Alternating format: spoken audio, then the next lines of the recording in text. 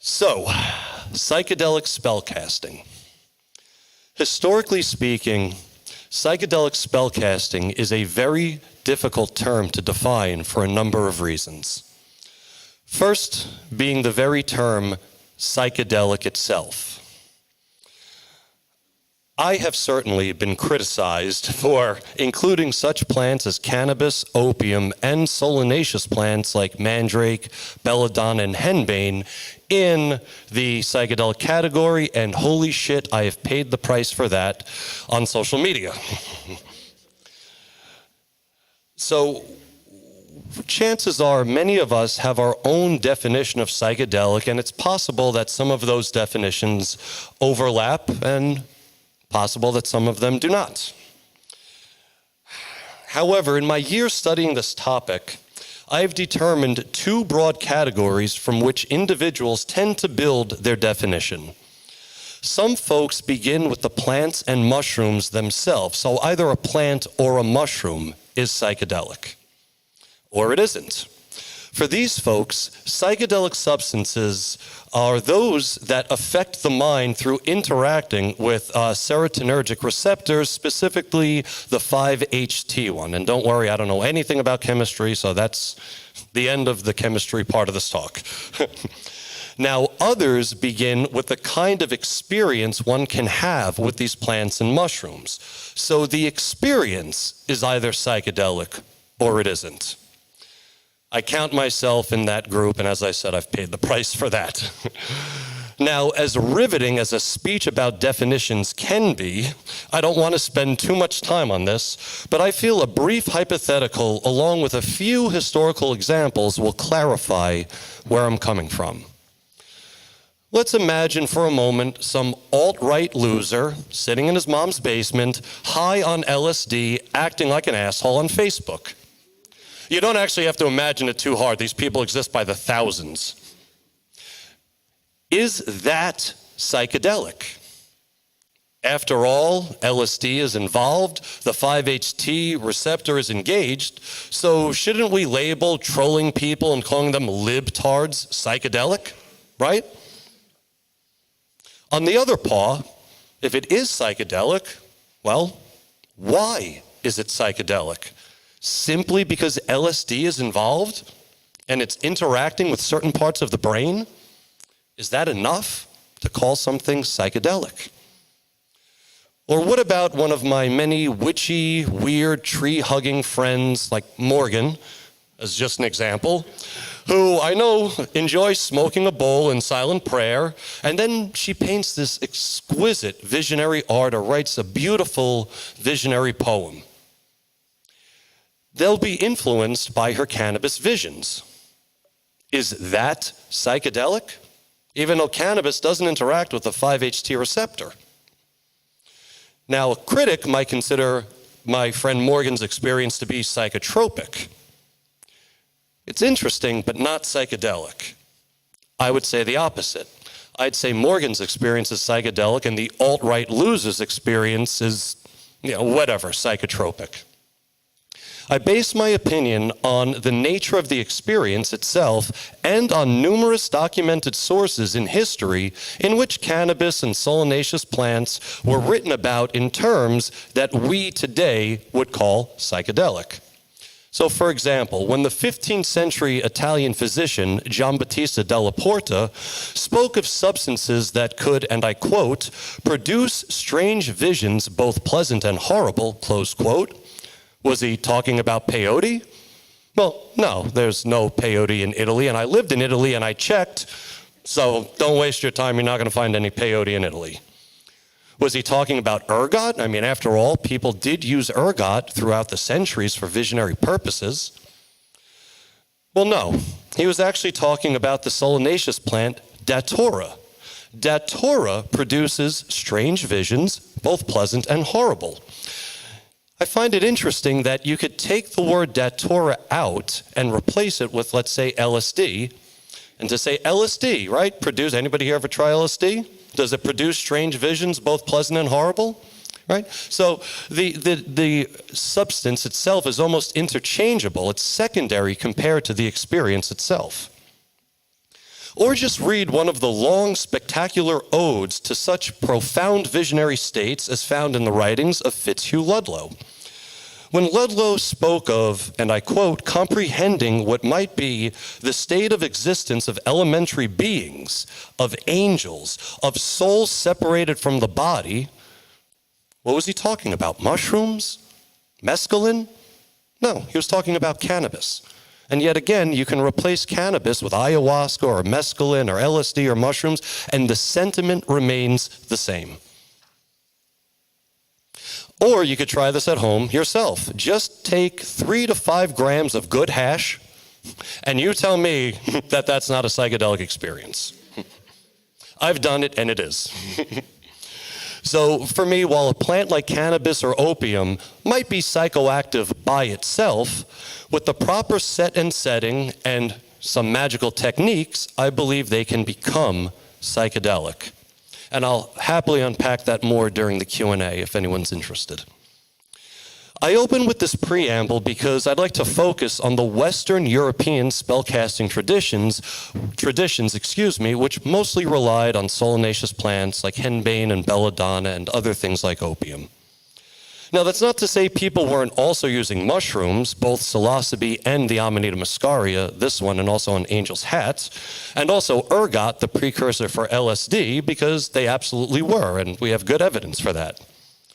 However, magic and witchcraft were not based on the kinds of plants used, or mushrooms for that matter, but rather on how a person used them. See, today we're used to substances being illegal or not. In the ancient and medieval world, it was different. There were many warnings about using these substances in both the ancient and medieval world, but not a single law against them. So we see these laws condemning magical acts, including healing, divination, and eventually the use of these plants to worship pagan fertility goddesses, which was a holdover from pagan Rome, which I'll talk about in just a bit. When the laws do mention specific plants, like the 81 BCE Law of Sulla, which does mention mandrake and henbane, they were not condemning the plants, but the magical acts associated with them. Now, other times, people did have a bug up their ass about the plants, like when Jacobus Theodorus complained about people who were putting henbane in their beer to make it more strong and psychoactive. But he never thought to try to push to make henbane illegal. Like if any one of us were to travel back to the Renaissance era and say, hey, Jacobus, you don't like henbane, why don't you just campaign to make it against the law? He would have been like, how the fuck do you make a plant against the law? And he would have been right. So what were people actually doing with these plants? Let's explore the kinds of magic and witchcraft that we find in the historical records, beginning in the ancient Mediterranean world, by which I mean Egypt, Rome, Thrace, Greece, and Morocco. So as I said, these plants could be used in a variety of ways, and some of those ways might be illegal while others might not be. And sometimes the question of legality, in fact, usually, it rested on the outcome. So let's take a look at a truly remarkable medical folk spell found in Bald's Leech Book, which is an Old English medical text written in the 9th century, where we find a magical henbane ointment recipe for some pretty interesting conditions. Now, many of the recipes, not only in Bald's Leech Book, but in others, are this hodgepodge of drug agents, folk superstition, and Christian theology, such as this ointment, this henbane ointment, that protects against elves, nocturnal goblin visitors, and women who prefer having sex with the devil, as we all like to do sometimes. Anyway, the ointment should be placed under an altar and the physician would sing 9 masses over it.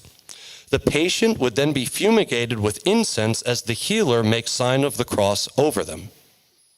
It is difficult to maintain, at least for me, that a person would not have some otherworldly, perhaps even entheogenic experience with all of these prompts in place. Psychoactive medicine, spiritual medical rituals, and an almost shamanic healer tending to the patient. Now, whether or not this magic would have been deemed illegal would depend on the outcome of the patient seeking medical help.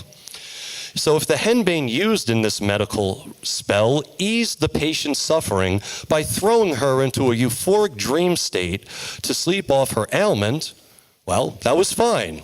That's some good witchcraft. However, if the henbane had been too strong or excessive and the patient felt like she was losing her mind or dying or both, that physician could be charged with witchcraft and killed for it. The plants didn't matter to the law, which is what I'm trying to say. Practices and outcomes did. And these plants were not just used for medicine. They might also be used from time to time to teach someone the secrets of magic. As has been widely accepted, well, I guess widely enough, Coby agrees with me. I know he does. Coby definitely agrees with me that a deep psychedelic experience can open one's mind to a world of enchantment. And we are resting on very old traditions. Now, ergot, as I'm sure we all know, the precursor for LSD, certainly found employment among occult practitioners. In Finnmark, Norway, during the 1600s, some wise women would put a spur of ergot in a glass of milk or water and have other women drink it. Once the psychedelic experience manifested in the drinker, it was said that she would understand all of the secrets of witchcraft. A similar case from 1685 featured Anna Maria Rippin, a 16-year-old servant who drank a glass of wine that contained an unspecified ingredient. So we don't know what the wine was laced with. Anna experienced pain in her abdomen and then a stream of visions that she could not determine were dream or reality. Though she recovered, the officials assigned to her case called her ideal, and I quote, an example of how women and girls are led astray into witchcraft. Additionally, drugged food was also used from time to time by magicians, a point delegates attending the Council of Paris of 829 of the Common Era complained about. Alongside other magical practices like astrology, dream interpretation, and divination, certain persons were capable of, and I quote, perverting the minds of others with the devil's illusions via filters and drugged food. Now, a filter in Latin is pocola amatoria. If we were to adjust that to our modern parlance, we would call it a recreational drug. That's what a filter is. As a friend once told me, eating mushrooms is like going to magic school. And perhaps there are a few alumni from the Renaissance era who would agree with that statement. Certainly wise women had attended class. Another way people employed these substances was in regard to folk beliefs, which is personally my favorite area on this topic in this study. Folk beliefs about plants and mushrooms by backwards people, village witches, and other odd practitioners. That's what I like. That's what gets me so excited. One folk belief in particular was the transformation into animals, particularly the strix or screech owl, which was a legendary bird who would visit children in their sleep and suck the blood from their bodies. Other popular animals included foxes, cats, horses, and of course, the werewolf. Some of these transformations had associations with psychedelic plants specifically. Take belladonna, which I'm sure Coby's going to teach us all about. What's that? A little bit. So the Greeks called belladonna strygnum, showing that there was a linguistic link between psychoactives like belladonna and these kinds of transformations. You took the strygnum to turn into a strix. Moreover, a treatise condemning magic written in 1615 by French physician named Jean de Nienold suggested that some people used toad poison for werewolf transformations. Now, I get into trouble for this one too, but I hypothesize that a heretofore undiscovered or perhaps now extinct psychoactive toad might have been used in Europe for witchcraft. And I only mention it just because there are several references that sort of bear this out. People drinking toad potion or toad poison and having visions from them.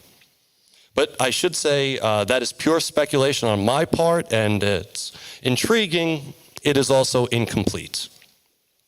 Now, that possibility aside, Nienold was familiar with two kinds of psychoactive mushrooms, both psilocybe and Amanita muscaria, which he called Morel furieux, that was the psilocybe mushroom, the crazy mushroom, and Morel endormate, the sleepy mushroom, that was the Amanita muscaria.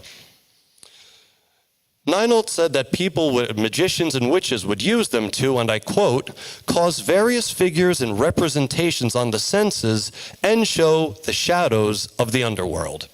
So, mushrooms, werewolfism, visions of hell, sounds like my kind of party. But I want to focus on one folk practice in particular, the use of these plants to worship fertility goddesses, which was bastardized as the work of witchcraft by misogynist theologians. To write my book, The Witches Ointment, which I have on sale right over there, I had to hunt down old trial records, demonology treatises, and opinions from physicians and translate them from archaic languages. The evidence was fragmentary, but I believe I was able, well, not just me, along with the help of other far more competent scholars than I could ever be, but I think we were able to somewhat reconstruct to our limited abilities what this lost religion of the goddess might have looked like. Ultimately, I found two distinct versions of this belief. Sometimes the goddess would come to the worshiper. Other times, the worshiper would transvect, which is the Latin word for, we would say, astral project or spirit travel. They would transvect to some faraway place like a mountaintop or a grove to join in pagan ceremonies. Or at least they believed they had joined these ceremonies due to the effects of their entheogenic ointments. Let's get a little bit closer to this entheogenic practice. Beginning in 1390 with the heresy trial of Pierina de Bripio in Upper Lombardy. Lombardy is an area in northern Italy, the capital of which is Milan, where I used to live. Accordingly, every week Pierina would be in communion with a goddess named Madame Oriente, the Lady of the East. These meetings between Pierina and Madame Oriente were not private, but attended by both other living people and the dead. Pierina would transform into either a fox or a donkey and join this trail of the dead. Madame Oriente would teach Pierina and the others the virtues of plants and herbs and how to use them in magic and to cure illness and how to find lost or stolen objects and how to counteract spells. These question and answer sessions allowed Pierina to, in turn, guide and help others in their daily lives. She was a healer. Now, as an aside, I'm not big on cross-cultural comparisons. I think sometimes they're stretched a little too far. But closer to our own day, there is a bit of a humorous story involving Francis Huxley, nephew to the great literary gent and one of my heroes, Aldous Huxley. Francis was investigating voodoo in Haiti in the late 1950s and gave 50 milligrams of LSD to one of the priestesses named Jardinay. After her experience, Jardinay told Francis she'd have to be very careful with LSD because she felt if she took a higher dose, it would turn her into a wolf. When I consider Jardinay's remarks about LSD turning her into a wolf and Pierina turning into a fox, I can't help but think that these traditions go far back into the ancient past when our ancestors were a single tribe living in Africa. I mean, these are two totally parts of the world, yet they have the same idea. Moreover, I struggle with whether women like Pierina could properly be called a shaman, just because of my thing with cross-cultural comparisons. Now, in this case, however, Pierina's interaction with her goddess, Madame Oriente, in some kind of otherworldly realm of the dead, to me anyway, was every bit as shamanic as the Sami shamans of Siberia traveling to the spirit world and obtaining information to heal their communities. I mean, it's the same thing. It also reminds me of Maria Sabina. Anybody here familiar with Maria Sabina? Awesome. Maria Sabina would eat mushrooms to enter what she called the world where everything is known. There, in the world where everything is known, Sabina would find remedies for her ailing clients and bring them back to our world, just like Pierina did for her neighbors. Now, unfortunately for us, Pierina's record is incomplete. We have no idea how she transformed into an animal and entered the realm of the dead. But as we'll see, it most likely involved a psychoactive of some kind, and I'm going to give some evidence for that. I say this because we can look to the records of other Italian wise women living a generation after Pierina to see if we can garner more clues. As I mentioned, I uncovered two distinct practices when it came to this goddess worshiping belief. The first was like Pierina's, in which the goddess came to the worshiper. Our second kind of goddess-based worship included the belief that a person could transvect, again, travel in spirit, to a kind of pagan celebration in their own minds through the use of entheogenic ointments. For this belief, we need to look no further than a famous wise woman, Matuccia de Francesca la Strega da Casa Ripabianca, who both Coby and I have written about. So far as her private spiritual beliefs, she would transvect to a walnut tree in an area in central Italy called Benevento. There she would meet with her goddess and perhaps learn occultism the way Madame Oriente taught Pierina. Now here we can compare and contrast the beliefs of Pierina with Matuccia. Unlike Pierina, Matuccia's record is clear. The ointment she used to fly in spirit had a transformative effect on her, turning her into a mouse. Also, unlike Pierina, who worshipped Madame Oriente, we do not know the name of Matuccia's goddess. Now, this happened because Novello Scudieri, who wrote up her dossier, replaced the goddess's name with the words, the enemy of the human race, meaning Satan. So this goddess's name is lost to us. Novello Scudieri, that fucking bastard, erased her name from history. What is not lost to us, however, are the magic words Matuccia recited as she applied her ointment and readied herself to transvect to the walnut tree of Benevento. That actually we have preserved. I'll read it in archaic Italian and I'll translate it for you. She would oil herself up and say, unguento, unguento, mandame alla notte de Benevento, supra aqua, et supra ad vuento, et supra ad omne mal tiempo.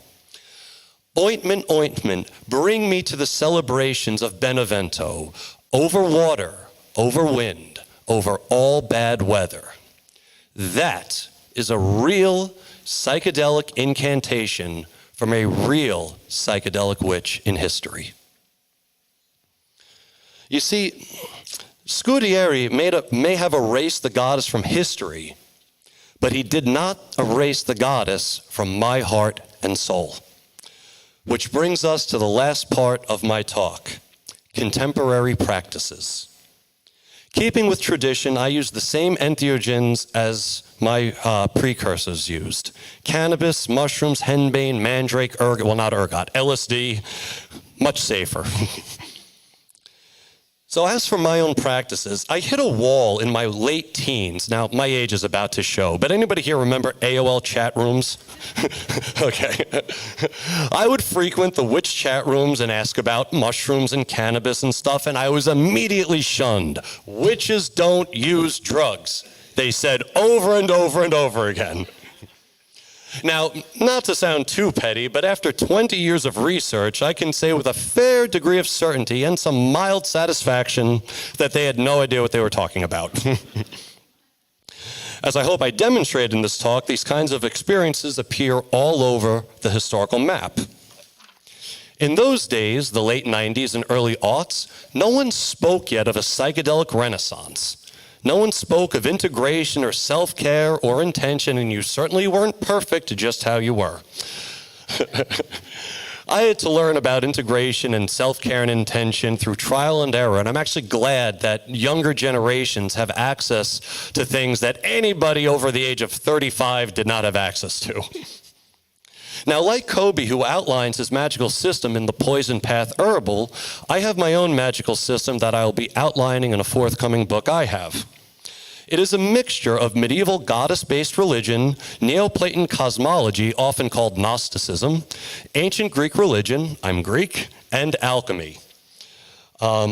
Some of it I've actually already addressed in my book, Microdosing Magic, also on sale at the table, if anyone's interested in having a spell book on how to use these kinds of things in the witchier kinds of ways. So, how do we put this all together? I do so by first building a psychedelically magical mind.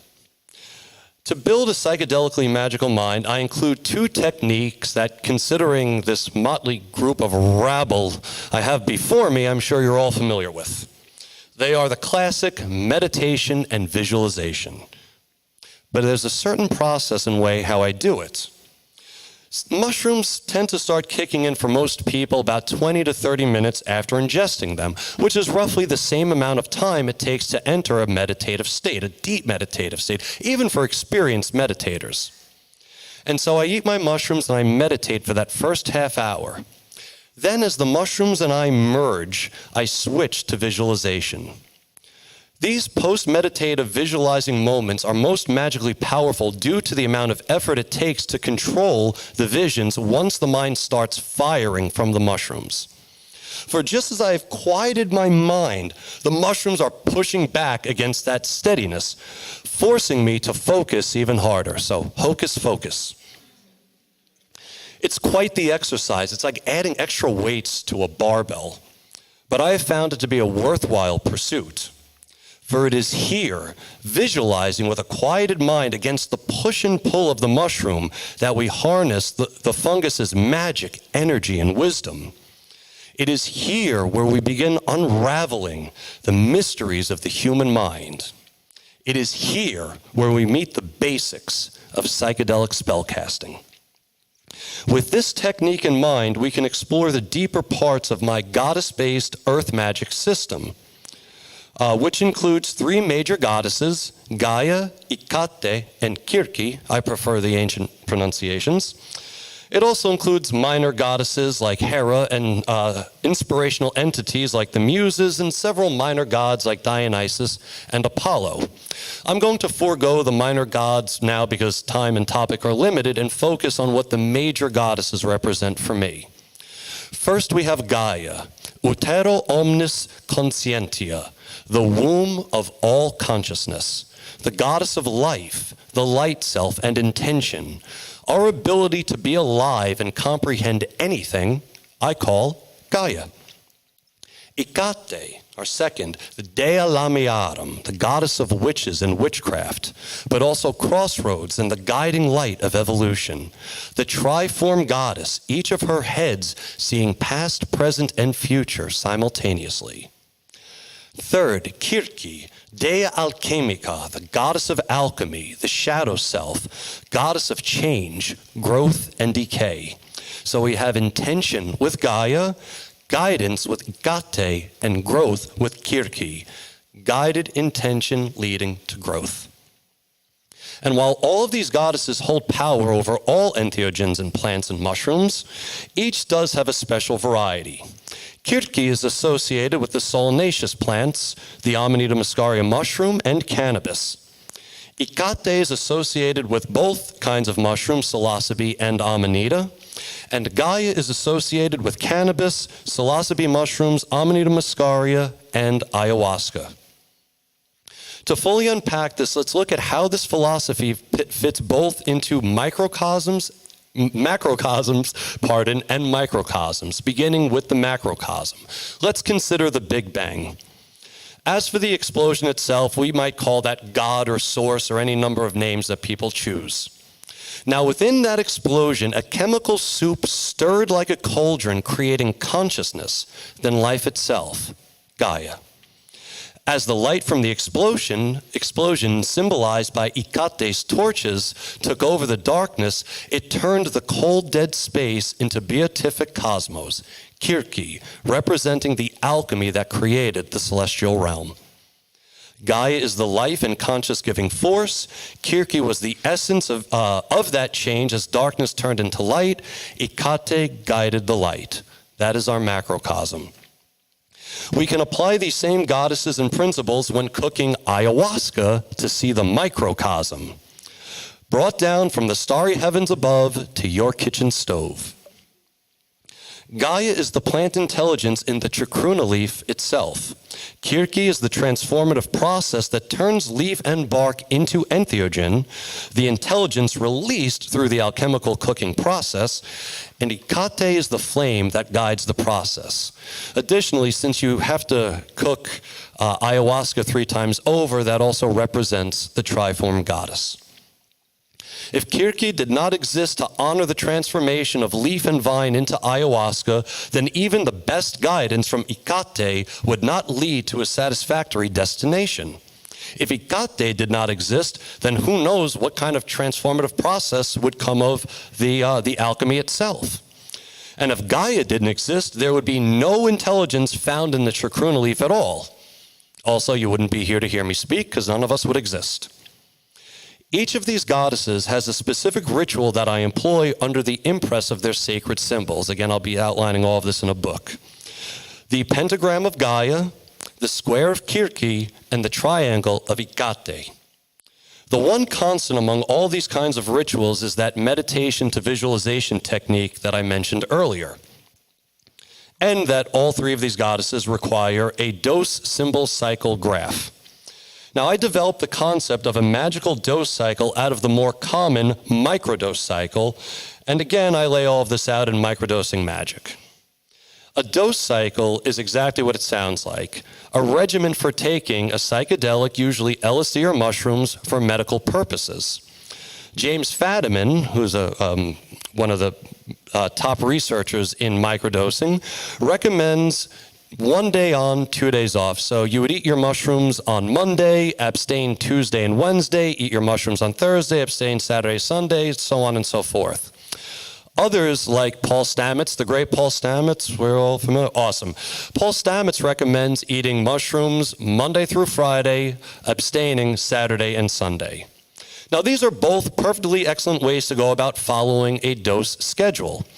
But I'd like to share with you another way to hold such a schedule that allows for microdosing as well as macrodosing and opens another door into the deeper secrets of psychedelic spellcasting.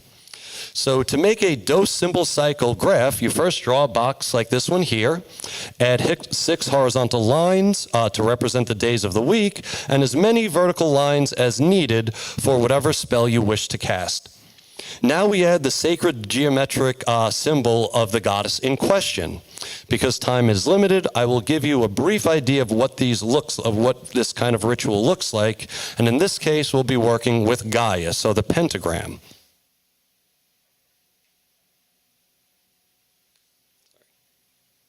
So we'll dot out the dose stages, which will be week 1 on Thursday.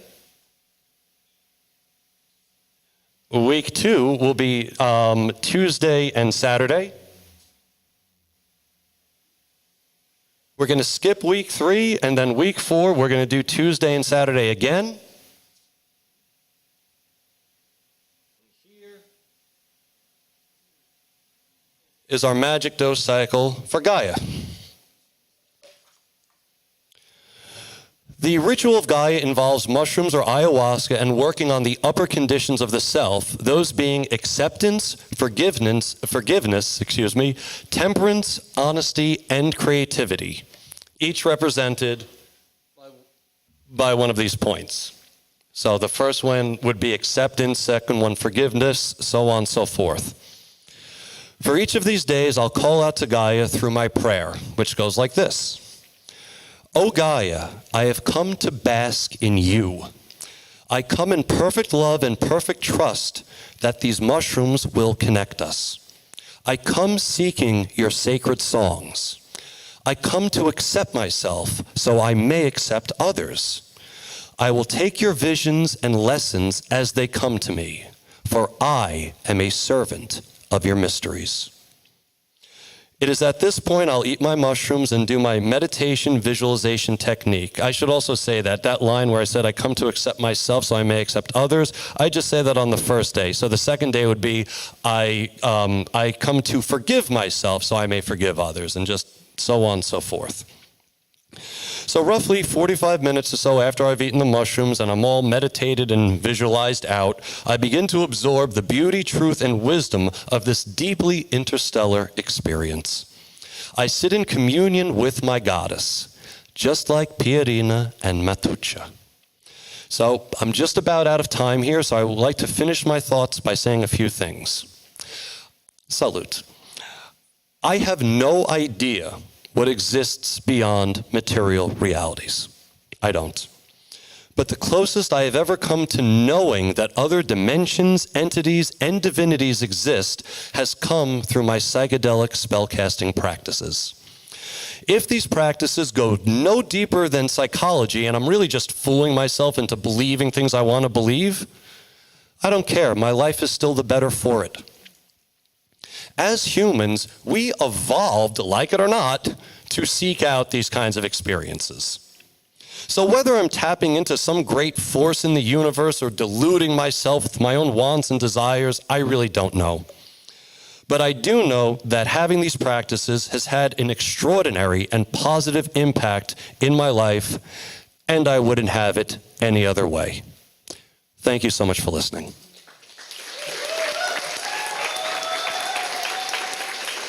Please welcome the great Coby Michael. We're not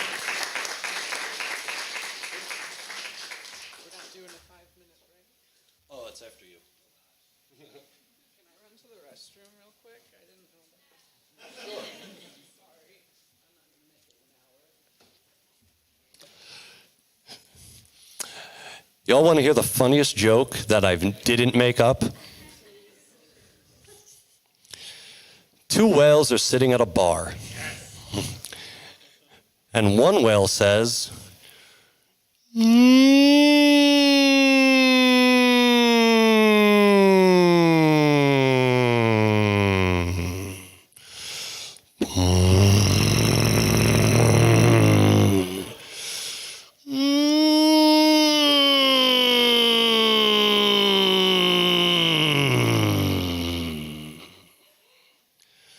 and the other whale says, I think you've had enough.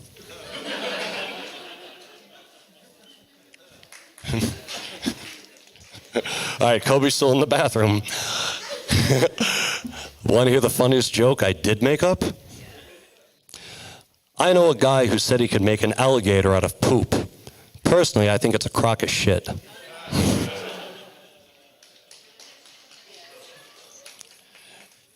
One more while we wait? Two scientists are checking out a spider. And one scientist says, wow, look at the long legs on this spider. Have you ever seen such long legs? We should call this spider a long legs. And the other scientist says, that's not kinky enough.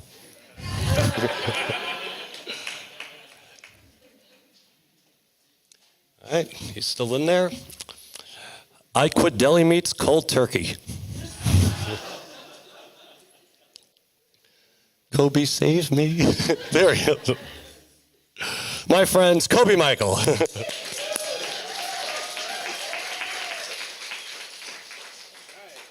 Thank you. Thank you, everybody, for being here. Can you all hear me okay? Cool, okay. Thank you to Tom and to Eden and to The Haven and Sanctum Psychedelia and everybody that helped put this together. This is a dream come true to be here, definitely.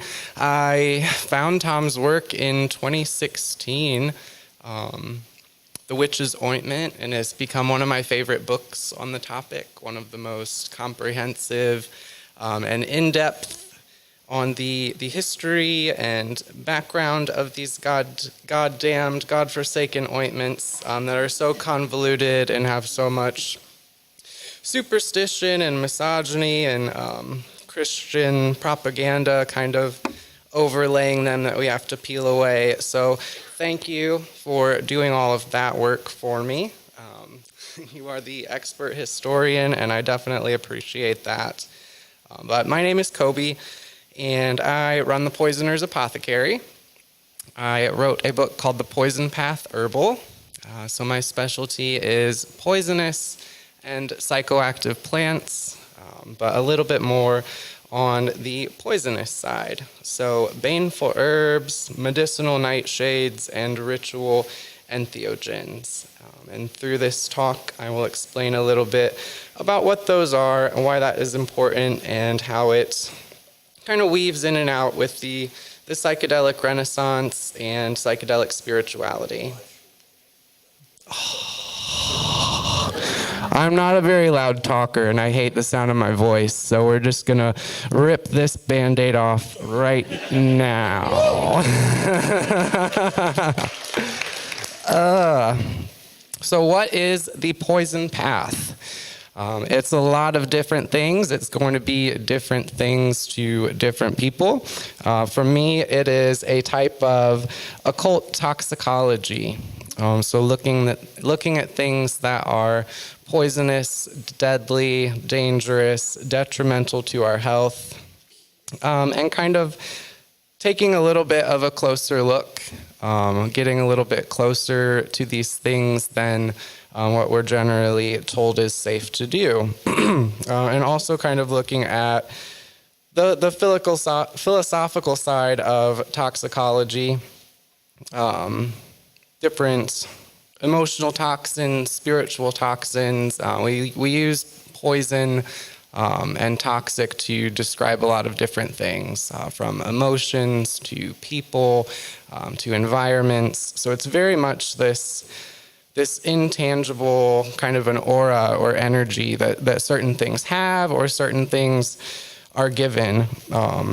And in taking a closer look at them, we kind of realize that all of this darkness and sort of this sinister aura that is around different things like deadly nightshade and wolf's bane and hemlock, it is, partially due to the fact that some of them can kill us, but also we've kind of developed a very warped understanding of what poisonous plants are, especially in the Western world, where we're so codependent on allopathic medicine, modern medicine, pharmaceutical types of things. So a little bit of background on me. I have been a witch since I was a teenager. So my study of magic, witchcraft, the occult it's always been there. It's always been a thing. And I've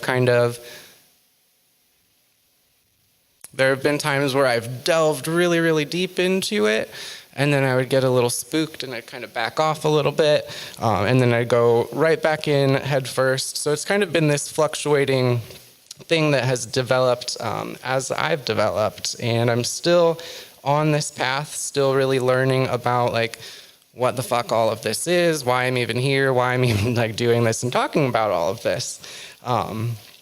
But I experimented with a lot of psychedelics and I guess what I would have considered drugs when I was a teenager. LSD, ecstasy, MDMA, mushrooms, all of those different things. And I had a very spiritual and kind of conscious approach to all of that. Not necessarily incorporating any kind of actual ritual practice or anything like that, but I was definitely going on journeys and wanting to connect with spirit, wanting to connect with nature in particular. And, it was a very spiritual thing. And then something sort of shifted and I took a little side avenue. I had some uncomfortable experiences and I was like, okay, why would I want to keep doing these things? I want to feel good. I want to be happy. I want to do all of the things that I want to do and I want to party. So then I found cocaine and opiates and heroin and all of the other lovely things that go along with that, and kind of took this break from psychedelics. I guess I kind of got a little scared and maybe just didn't want to confront the things that were coming up. So fast forward 10 or so years, go through the whole recovery process. I was on methadone for 8 years, got off of that, and it was sort of in the midst of all of that, of not really doing anything medicinal or psychedelic or entheogenic as far as plants are concerned, and pretty much just cannabis and methadone, and kind of got into this mindset of really and wanting to just completely like annihilate any kind of substances in my life, in my body, and all of that. And then it was during, sort of all of this darkness, this period of like self-discovery and healing, and just kind of going through like this difficult time, that I was studying and reading and becoming super fascinated with poisonous plants because of their connection to European witchcraft. So I was really, really interested in folkloric magic. I was studying American folk magic, hoodoo, conjure, different things like that in college, and then really became fascinated with the European folk magic, which we were calling traditional witchcraft at the time. So folk witch, traditional witch. Very much involved with like the mythology and themes surrounding our ideas of medieval witchcraft, which has a lot of Christian kind of themes running through it too. So very much attached to like my upbringing in Baptist church, and then I was Lutheran for a little bit, and coming to terms with being gay and all of these things. So I'm very much like this dichotomy of dark and light, and kind of like this internal and eternal battle with myself of kind of coming to terms with some of these things inside me that people in the past, or even eventually at one point like myself, telling me that you're evil, you're bad, you're even possessed. I've heard that one before. Just different ways of like self-sabotage, demonizing, and things like that. But I just became really, really attracted to and passionate about these plants, specifically plants like deadly nightshade, henbane, mandrake, datura, all of the nightshades. Started to work with them magically, growing them in the garden, getting to know the plant spirits, their different characteristics and qualities just through being kind of in proximity to them. And it was really that, and writing the Poison Path Herbal, which was like a 2-3 year project by the time it was all said and done, that I finally like worked up enough self-confidence, or I could see the future, and I just wanted it bad enough that I was willing to kind of go through the dark night of the soul of coming off of the methadone and leaving behind this thing that was like such a big crutch. Like I couldn't go anywhere, I couldn't travel. I had to go to this place every single day to take this poison, this medicine that was helping me, but was really keeping me kind of locked in this state. So like I wasn't an addict anymore, but I wasn't really recovered yet either. And it was through kind of investigating and coming to understand some of these specific plant allies that I was able to kind of muster up what I needed to be able to free myself from that. And that's been a really interesting process, just kind of relearning myself and everything. And I totally owe it to all of the plants that I've been working with that have led me in this direction. And I'm very much interested in the science, the phytochemistry, the physiological effects and things like that these plants have. And I believe that if we understand both the chemical constituents and the physiological effects alongside the occult properties, the history, the folklore, all of the more kind of subtle esoteric associations that we kind of see a lot of overlapping and crisscross in these little signs or messages to like specific plants that can help us with specific things. So come to find out, now that I've done all of this research on the medicinal uses of nightshades and gotten a little bit more experience, as far as what people have actually been using them for, because they have been used in pharmaceutical medication, they've been used in hospice care, the treatment of cancer, all sorts of just different things that I discovered that belladonna in particular, and I think henbane as well, They both have a really interesting kind of synergistic chemistry with opiates and opium, in some cases being used as antidotes to opiate overdose, in other cases being used in some of the early days of Alcoholics Anonymous, where they were testing belladonna tinctures, things like that on people. So it was really kind of the dark and spooky and witchy qualities that these plants had that sort of attracted me to them,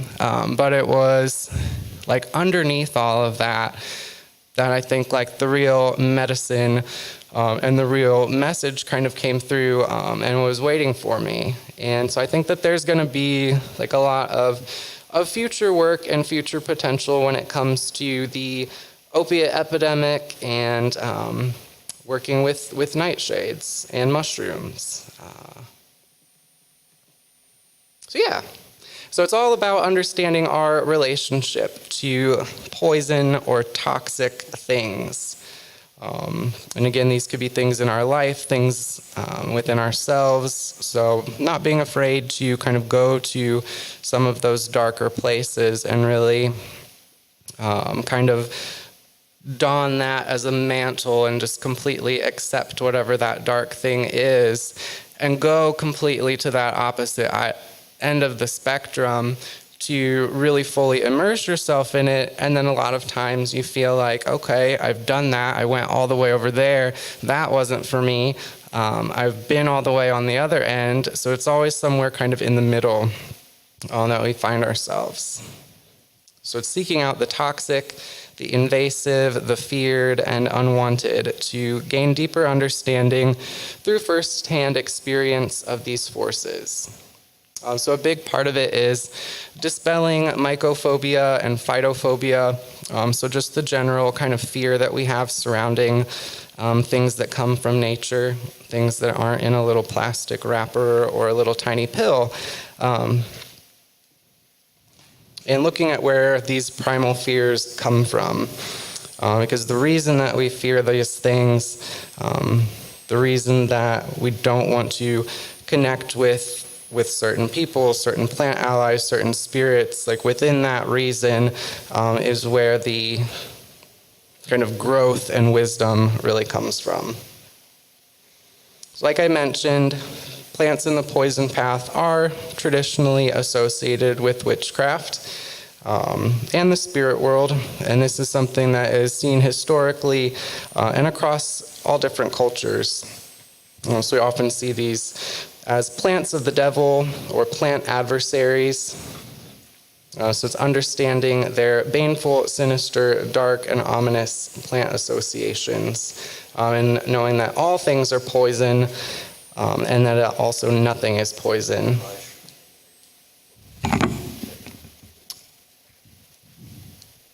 All things are poison and nothing is poison. The dose makes the poison.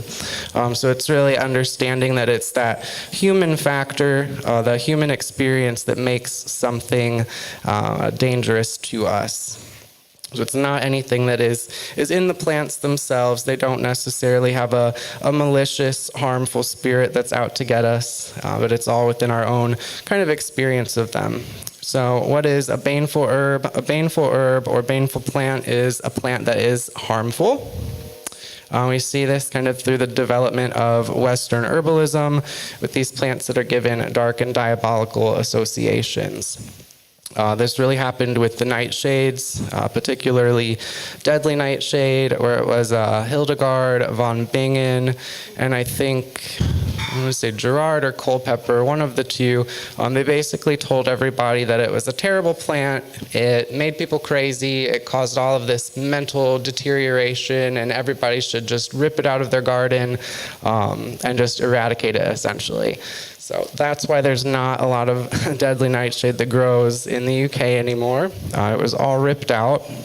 And there is a lot of kind of phytophobia over there too, I've realized. So it's definitely not just a US thing, but anywhere that we see, modern medicine taking a foothold, we see these natural plant allies kind of getting a bad rap in favor of the modern medicine.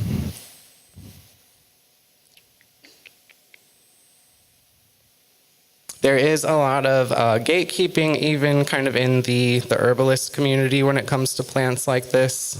So there's sort of the hesitancy of even wanting to discuss how they are used when there are, precedents for the past 200 years that Eli Lilly's been growing belladonna to get the atropine to use for various pharmaceutical medications, and even datura in World War II and things like that. So they've been around. We've still been using them, and even today, like the isolated alkaloids are used in various pharmaceutical medication. So that is baneful. If there's anything that is harmful, it doesn't necessarily have to be deadly poison, but anything that has kind of that adversarial, feral, wilderness kind of association. So this is anything that we cannot tame or propagate or use to produce food and make money off of, essentially. So all of the weeds and plants that farmers have been fighting with for years and kind of demonized, and they turn into these adversarial kind of forces that represent the harshness of the wild and our inability to kind of exist in that space anymore. So like Tom mentioned, entheogens are plants that generate the divine within, so experiences of the divine. This can be within ourselves or entheogenically experiencing the divinity around us. So why poisonous plants? Because there is power in transgression, power in taboo.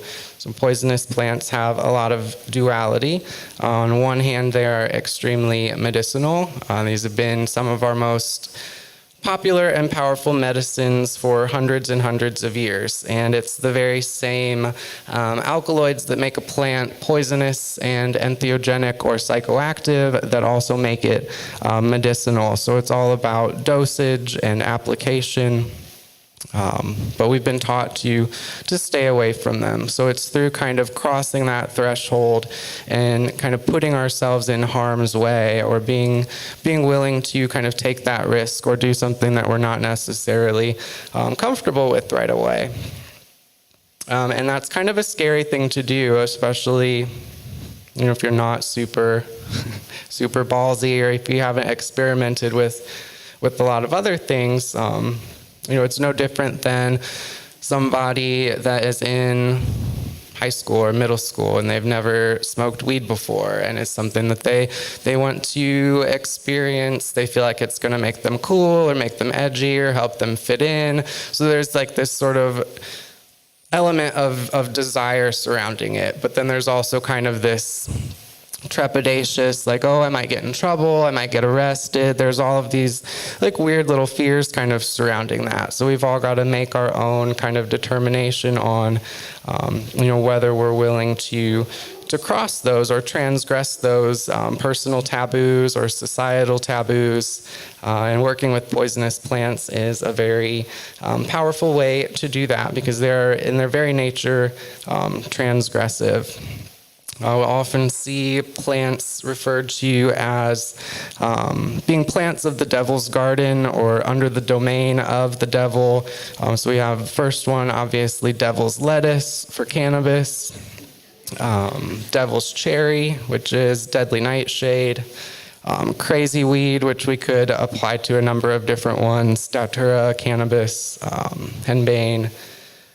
But they have this association because they're seen as a threat. They're seen as something adversarial or something that's different. They're not the run-of-the-mill chamomile, lavender, things that we use on a really regular kind of a basis medicinally, or the more tonic herbs. So they kind of have this double-edged sword where they can be very, very helpful, but they can also be a little bit dangerous. So it's kind of in that balancing act of finding the middle road of what is safe and acceptable for each individual plant ally. Because while there are many poisonous plants, many plants in the nightshade family that are entheogenic and are psychoactive, they also do have the potential to hurt you. And there are some plants in this category that will just outright kill you, depending on how they're consumed, how you're coming into contact with them.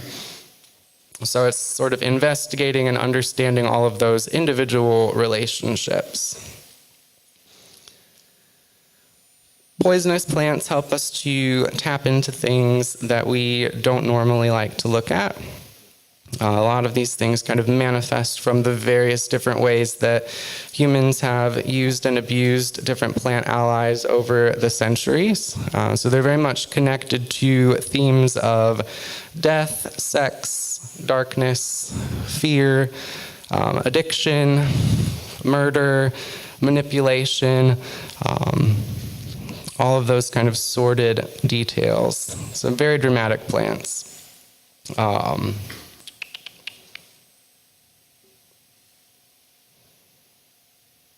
So the poison path and psychedelic renaissance, I would say they're cousins. There may be a different branch off of the same tree.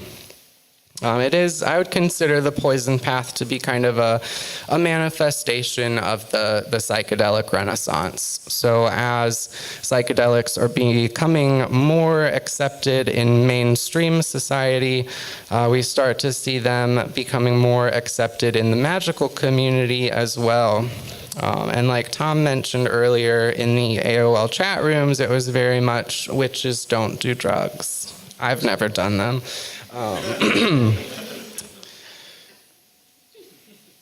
So these taboos come from the desire to make witchcraft more socially acceptable, to make it something that is not going to ruffle the feathers of all of the, suburban sage-wielding, crystal-wielding people that all of a sudden running around calling them witches would not necessarily be comfortable with, tripping out on mushrooms or taking deadly nightshade, or that would just kind of be a little bit too in the dark corner for certain people. So to make it more palatable, to make it more socially acceptable, the founders, or whatever you want to call them, of modern witchcraft, being Gerald Gardner, Alex Sanders, those people were very much wanting to distance themselves from any kind of association with the drug culture of the 60s and 70s.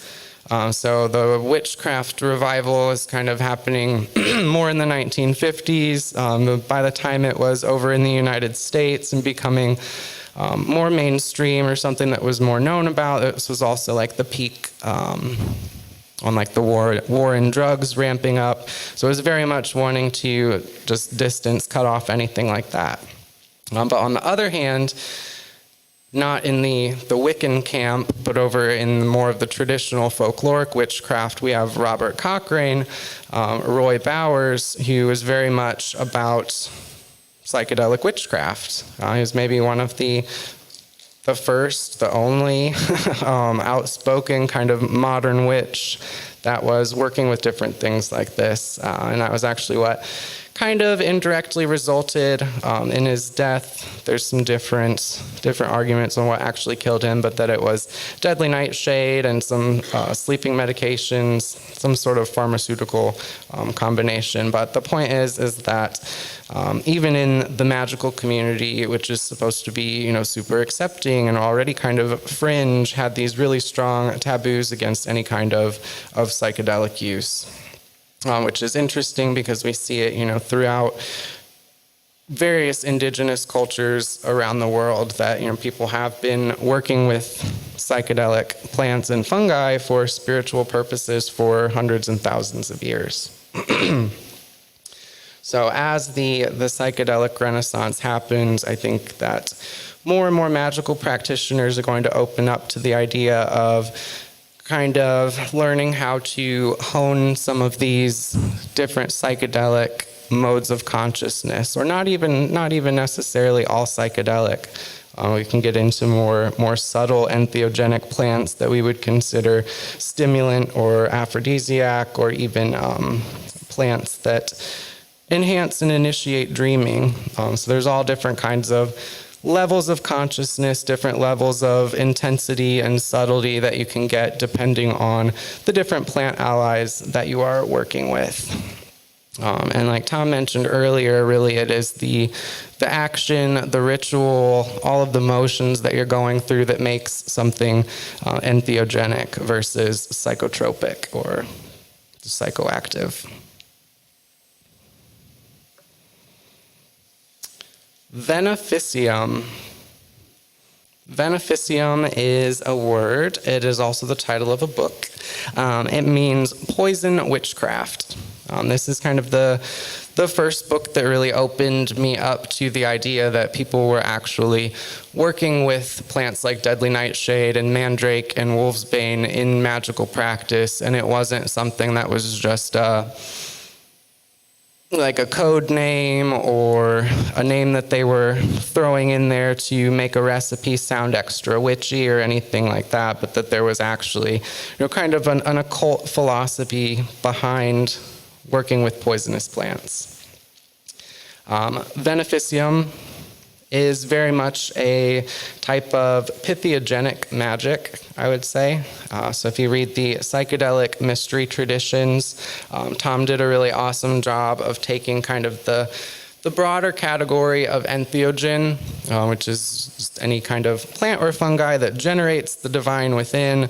So this could be a purely experiential thing, or it could be something that's more directed to a specific purpose. And through the different terminology that he has come up with, we get a little bit more nuance as far as what these plant and fungi allies can be put towards. So a entheogen or entheogenic magic is the use of entheogens specifically for magic, ritual, and spell work. So with that, there's a specific intention, so a certain reason that you are doing the magic, and then there is a specific outcome at the end. Where more, I think, just general entheogenic practice is often left open-ended to, communicating with a specific spirit or divinity, or is more about the experience itself. You're not doing it for love or protection or for, to break an attachment, whatever the many different reasons that you would do a spell for. So a little bit more focused. In the roots of beneficium, we see the origin of the word venom, of course.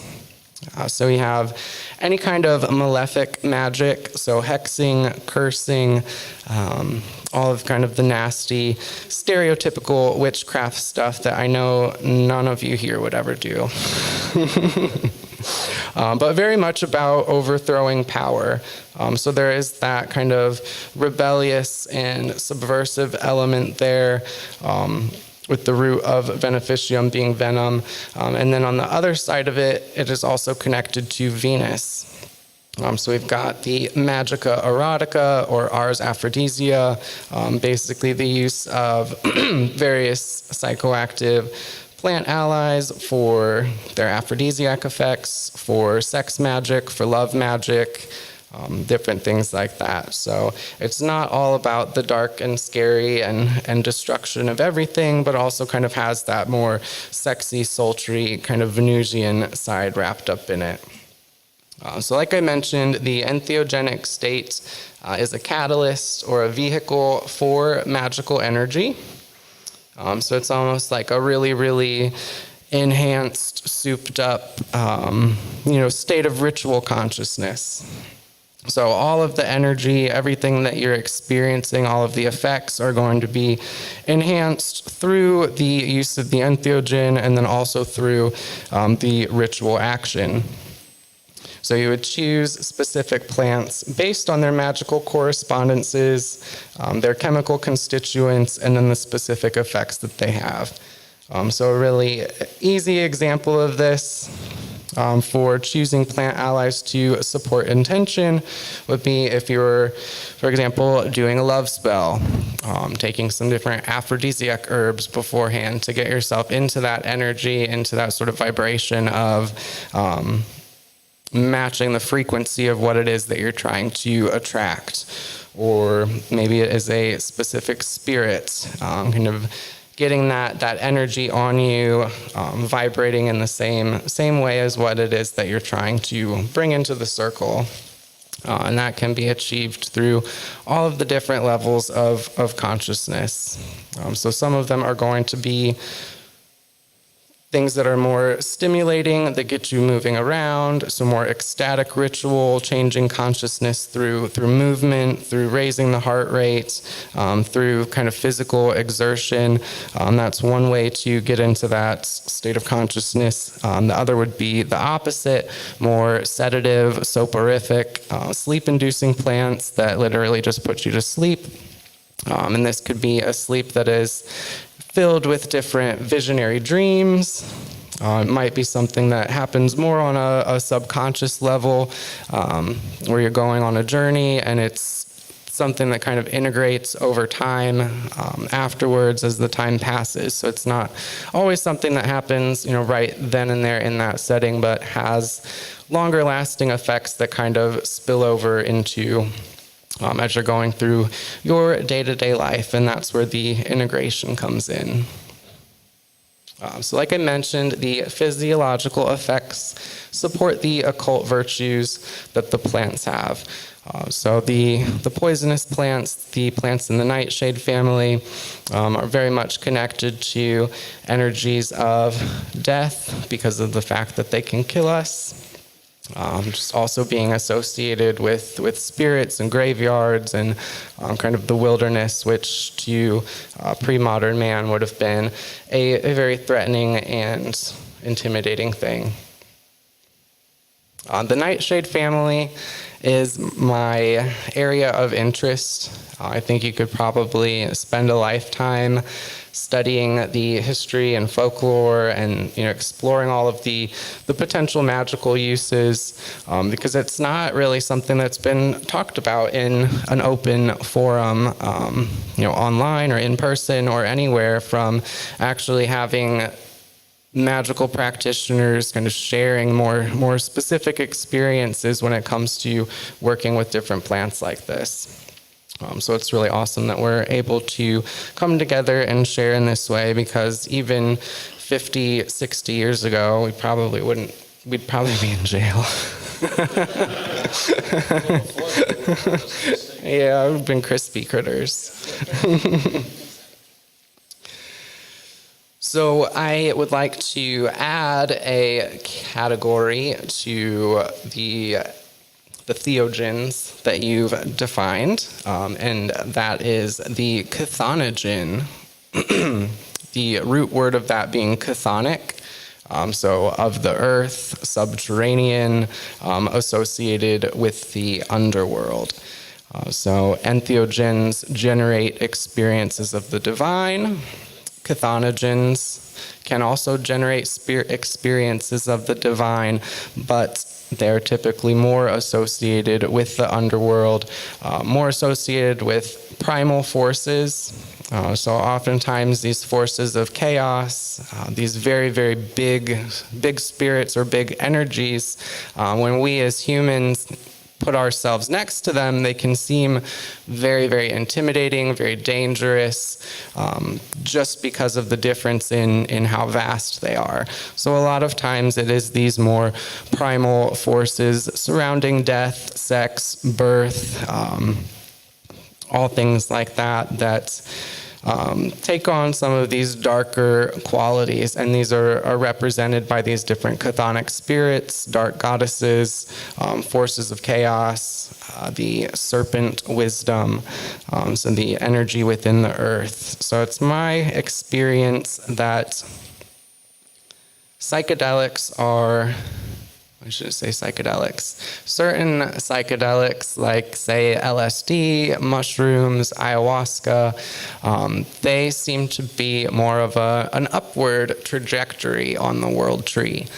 So they put you in contact with kind of galactic consciousness, or, taking away the ego and connecting you to everything else, or meeting with different interdimensional creatures, entities, sorts of things like that. So very much like traveling to outer space, geometric, all sorts of things that you would think of like that. Where with plants like deadly nightshade, datura, these darker or more chthonic plants, typically more associated with terrestrial spirits, so spirits of the earth, being land spirits, ancestors, elemental spirits, spirits of the dead in general, and that's through journeying to the underworld or the inner world. So a different kind of trajectory, where we're going down into the roots of the world tree, or deep within ourselves until we hit that point of depth that is no longer just us. So you can break through.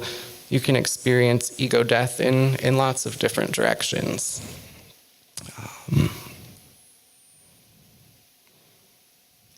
Next I have murder, medicine, sex, and power.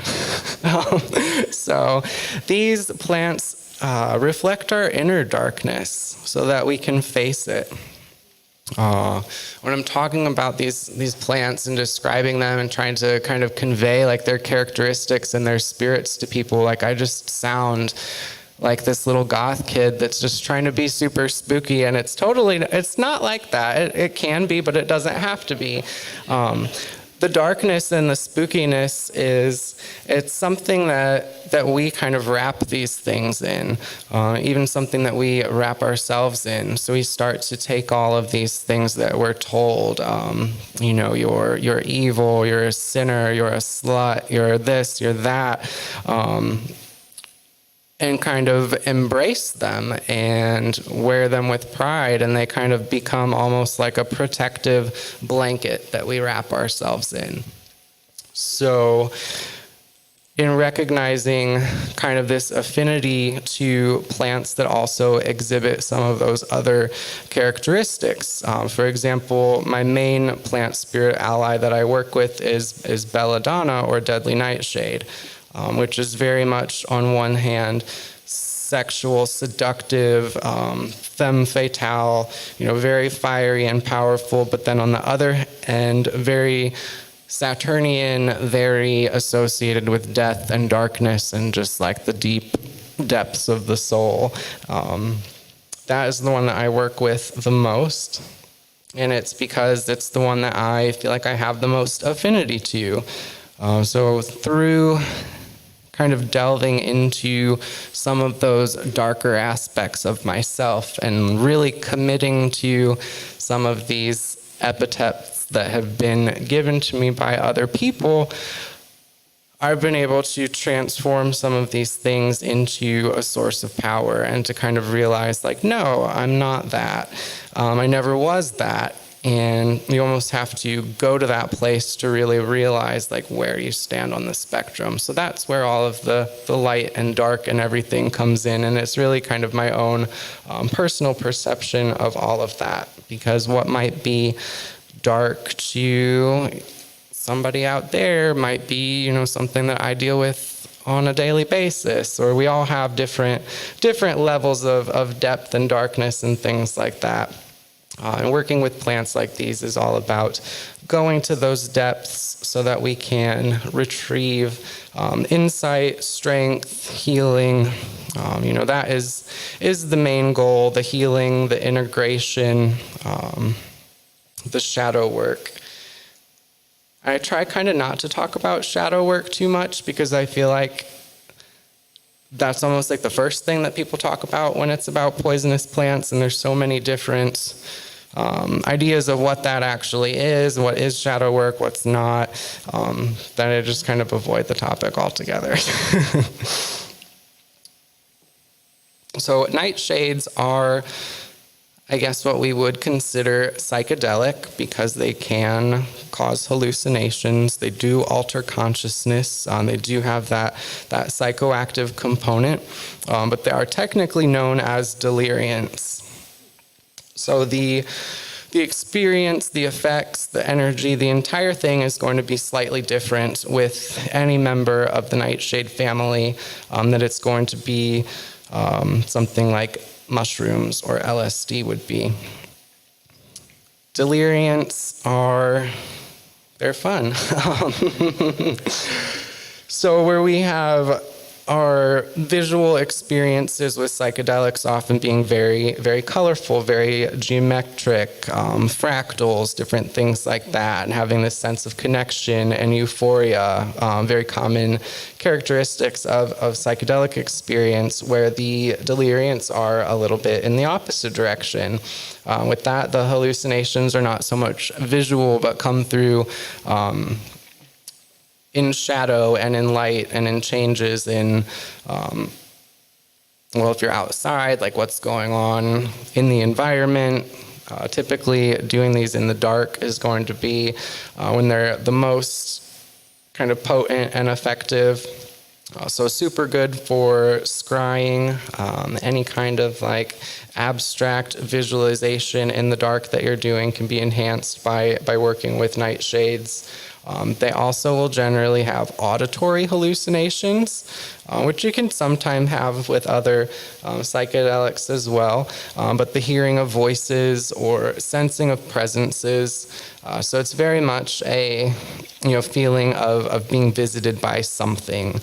Generally doesn't have the nicest feeling. Oftentimes nightshade intoxication can have kind of a sinister and just sort of scary atmosphere, even if nothing's necessarily happening. Maybe like a little bit of paranoia and fear coming up and things like that. So it's not always a positive experience, but that's not to say that it's always going to be a negative experience either. What I've found to be, super beneficial working with nightshades is not so much, hitting it as hard as you possibly can and seeing like, how much can I ingest before I wind up in the hospital, but starting at, kind of like the lowest dose or the lowest threshold, whatever that is for you.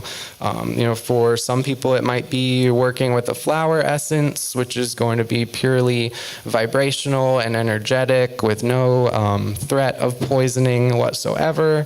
Other people, you might be a little bit more brave or a little bit more willing to kind of risk, maybe just starting by putting a little piece of it on your tongue or working with like a topical application. So there's all these like multiple different rungs on this ladder of getting to know how to work with the plant ally really intimately. And it doesn't come from taking like a heroic dose of something and then kind of reverse engineering from back there, but starting at the bottom and kind of working your way up to that to really get a feeling for what this plant or fungi is like. So there is the potential for poisoning, and that's where the science and the dosing and things like that are a little bit more important when it comes to the poison path or working with any low dose herbs really. You can call them poisonous too much, but they're low dose. Poison just means potency. Poison means powerful. So we look at different herbal traditions that do work with plants that we would consider poisonous. They're not often described as being toxic or being poisonous, but just being very powerful. And it's in the understanding of how to prepare them, how to ingest them, how to work with them to enhance their desirable effects and mitigate any unwanted or toxic effects.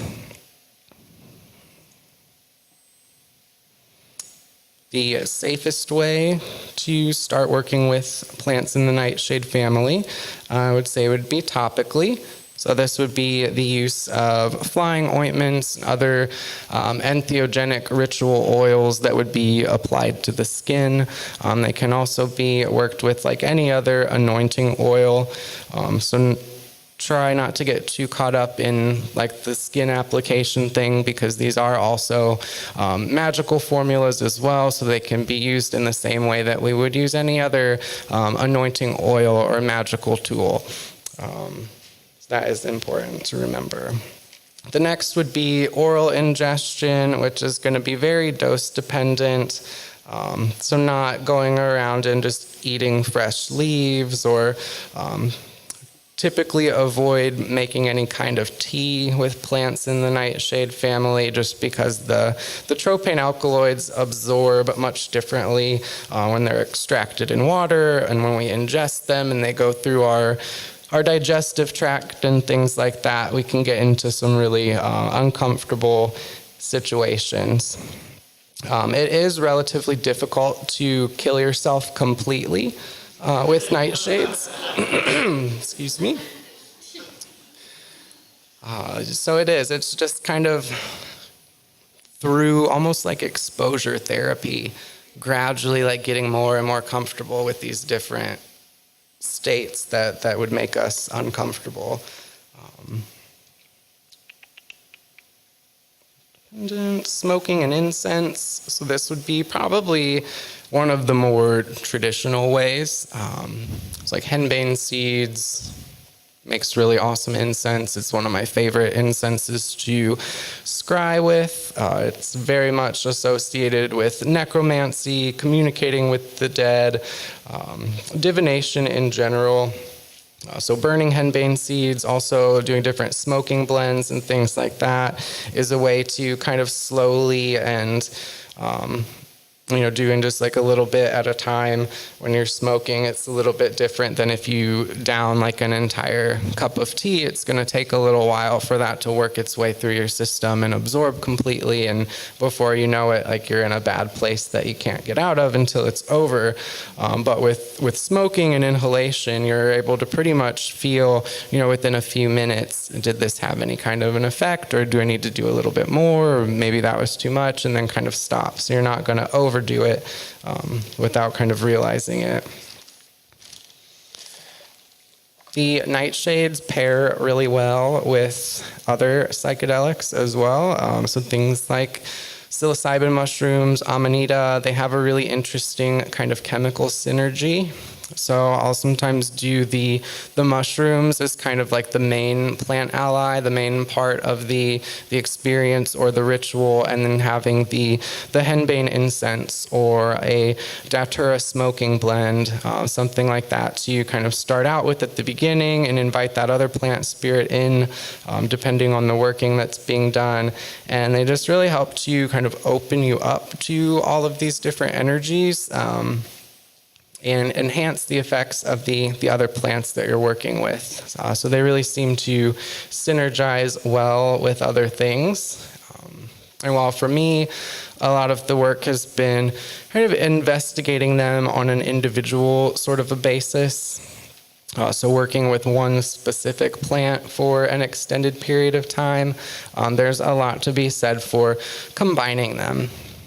So a lot of them will work together synergistically, and we don't have to necessarily put as much datura in the smoking blend if we've got a few other herbs in there that kind of support and enhance what the datura is there for. It just makes everything work better and more well-rounded. The same thing in herbal medicine. So every trip, journey, or ritual tells a story.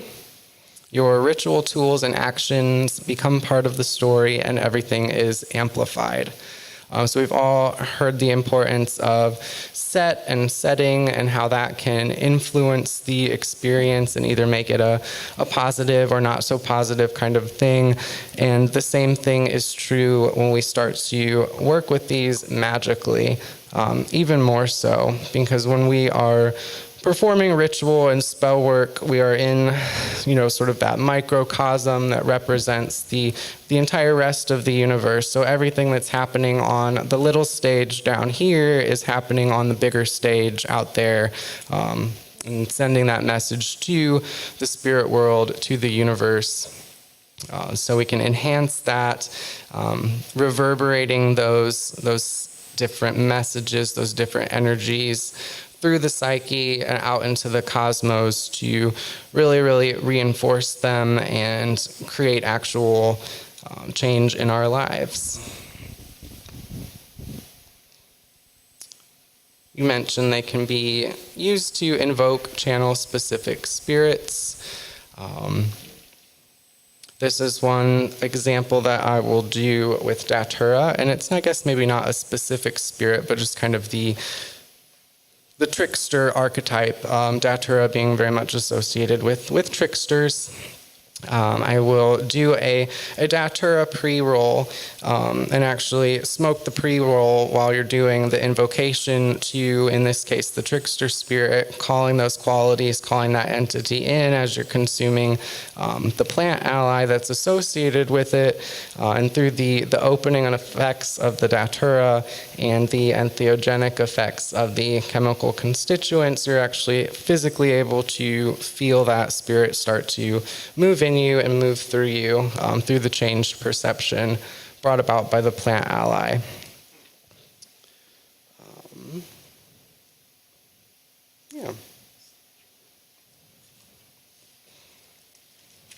So, yeah.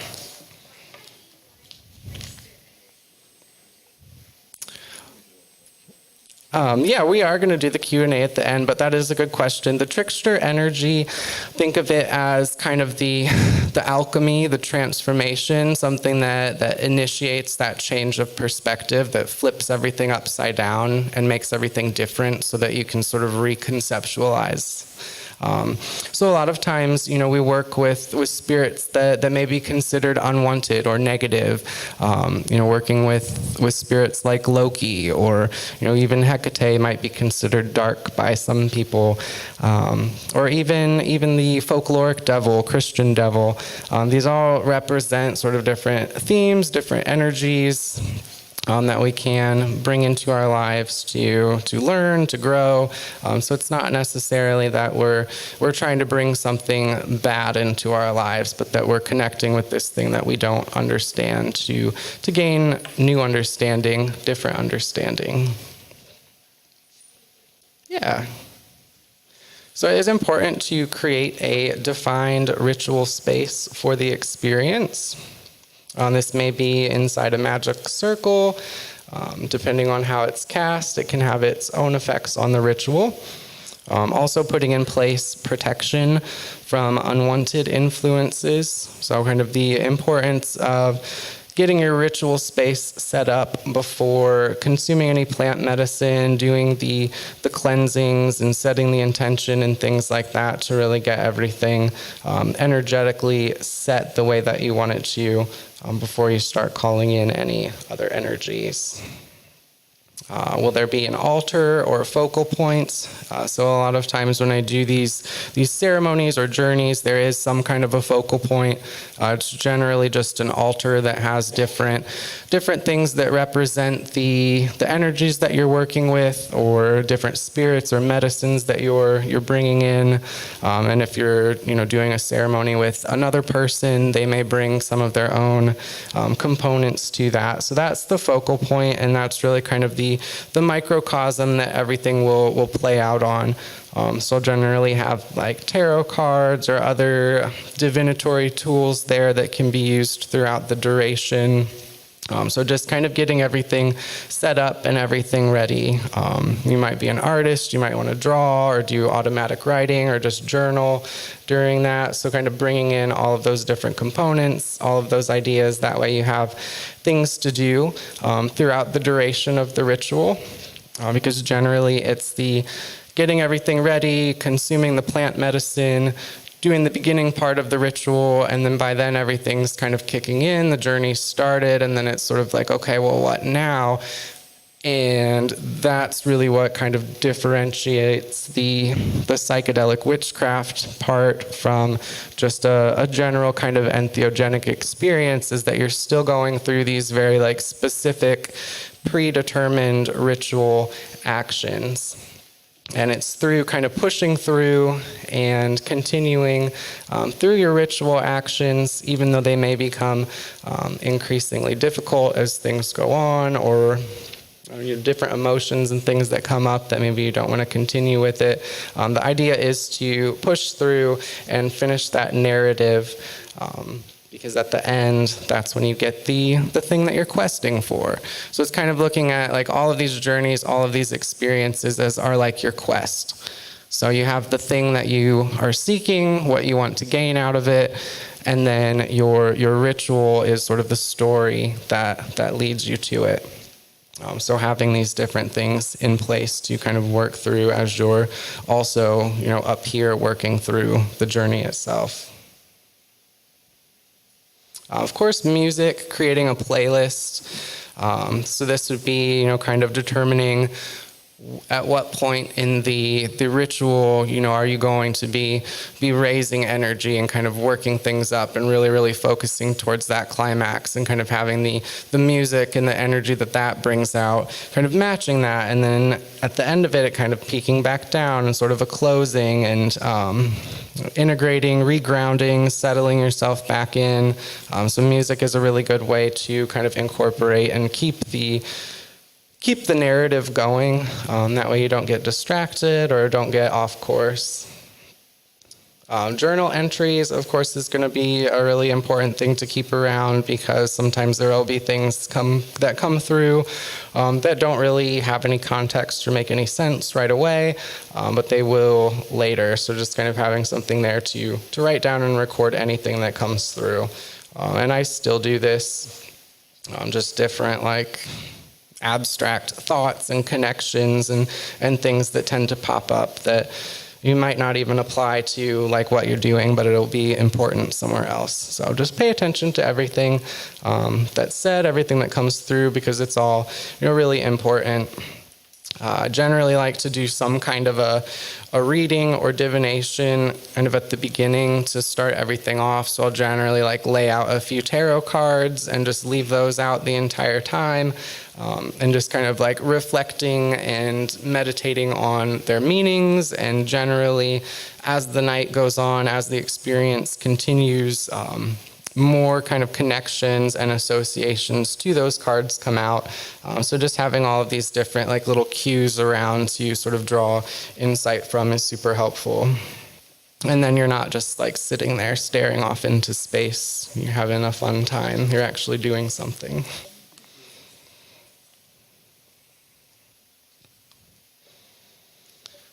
So we talked about preparation, focusing on the intention. Other ways to prepare beforehand would be fasting or following a dieta, so abstaining from specific things or observing specific taboos. So it might be no sugar, you might stay away from meat, really fatty, greasy foods. So these are all different things that can interfere with how well the plant medicine is going to have an effect. So nothing of a lower vibration. Alcohol, so sugar, can all interfere with the absorption, and it's just nice to have a nice clean house to invite people over to. So it's the same with the plant allies. They appreciate if our bodies are clean and ready for them to come and do their thing. And it also shows a willingness to sacrifice. So it sets sort of a somber, sacred tone for what you're about to do, focuses the mind, and separates us from day-to-day life. Sex is also often avoided. The idea behind this is that when we climax, we release our primal life-creating energy, or our kundalini, and to maintain sort of that higher vibration energy level, just holding on to all your sexiness until after the ritual. But when it comes to sex magic or like actual love workings and things like that, that may be the exception, because that actually might be part of the ritual that you're doing. Kind of predetermining the amount of time, so setting a beginning and an end. That way you have a clear-cut sort of boundary, so things don't kind of bleed over into places that you're not supposed to. And these are all just really common things to follow for any type of ritual practice.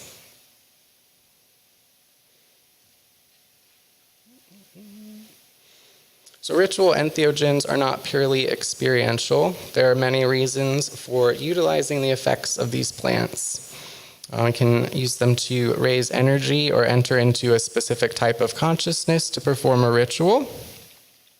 They can be used for invocation, to literally bring the divine within oneself, used in a celebrational, devotional capacity.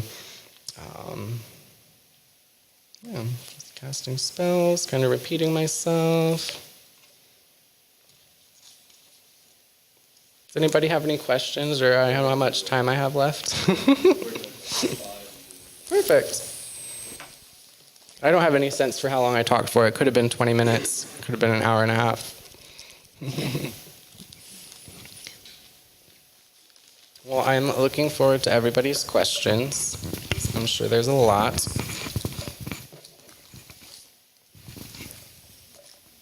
Yeah, thank you. So I guess we're done. Thank you, Coby Michael. So we're just going to take a quick 5-minute break. Get up, stretch your legs. The brain cannot absorb, but the ass cannot endure.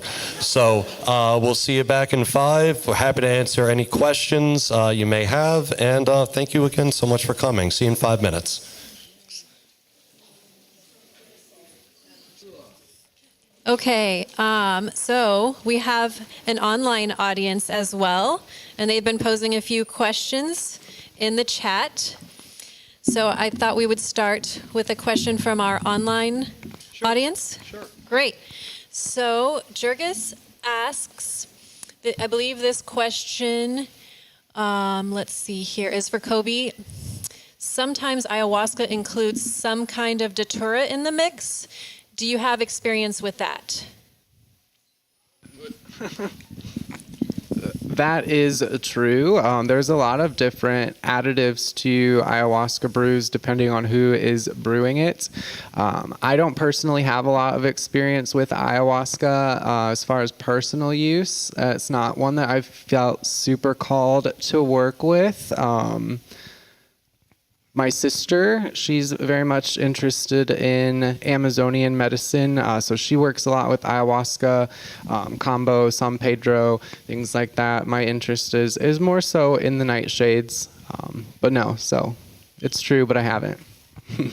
All right, and now a question from our in-studio audience. Okay, right here in the fantastic hat. Start here. Yeah, so I'll have 2 questions, but I'll wait to ask the other one. My first one is for Tom, and I was going to ask how do you incorporate Terence McKenna's hypothesis of the stoned ape theory into your cosmology, as well as the cult of the cattle Hayuk and the horned goddess that McKenna posits was one of the early goddess cults that utilized psilocybe mushrooms in their sacred rites. And I was just wondering if you incorporate that into your mythology of the 3 goddesses. I do not. In my youthful days, I was a big fan of the stoned ape theory. As I've spoken to more people, let me just say real quick, like Terence McKenna, I am not an evolutionary biologist. But every evolutionary biologist that I've asked has said absolutely not. There are so many better ways to explain how humans evolved. Now, for my own sense, if you were to take the stoned ape theory and push it up several tens of thousands of years into the future and apply it to culture and civilization development, like you mentioned Cattle Hayek, then I think we actually see it. We see it in early Minoan opium goddess statues. We see it with the mushrooms called the bee shaman, quote unquote, of the Tassili caves in Algeria.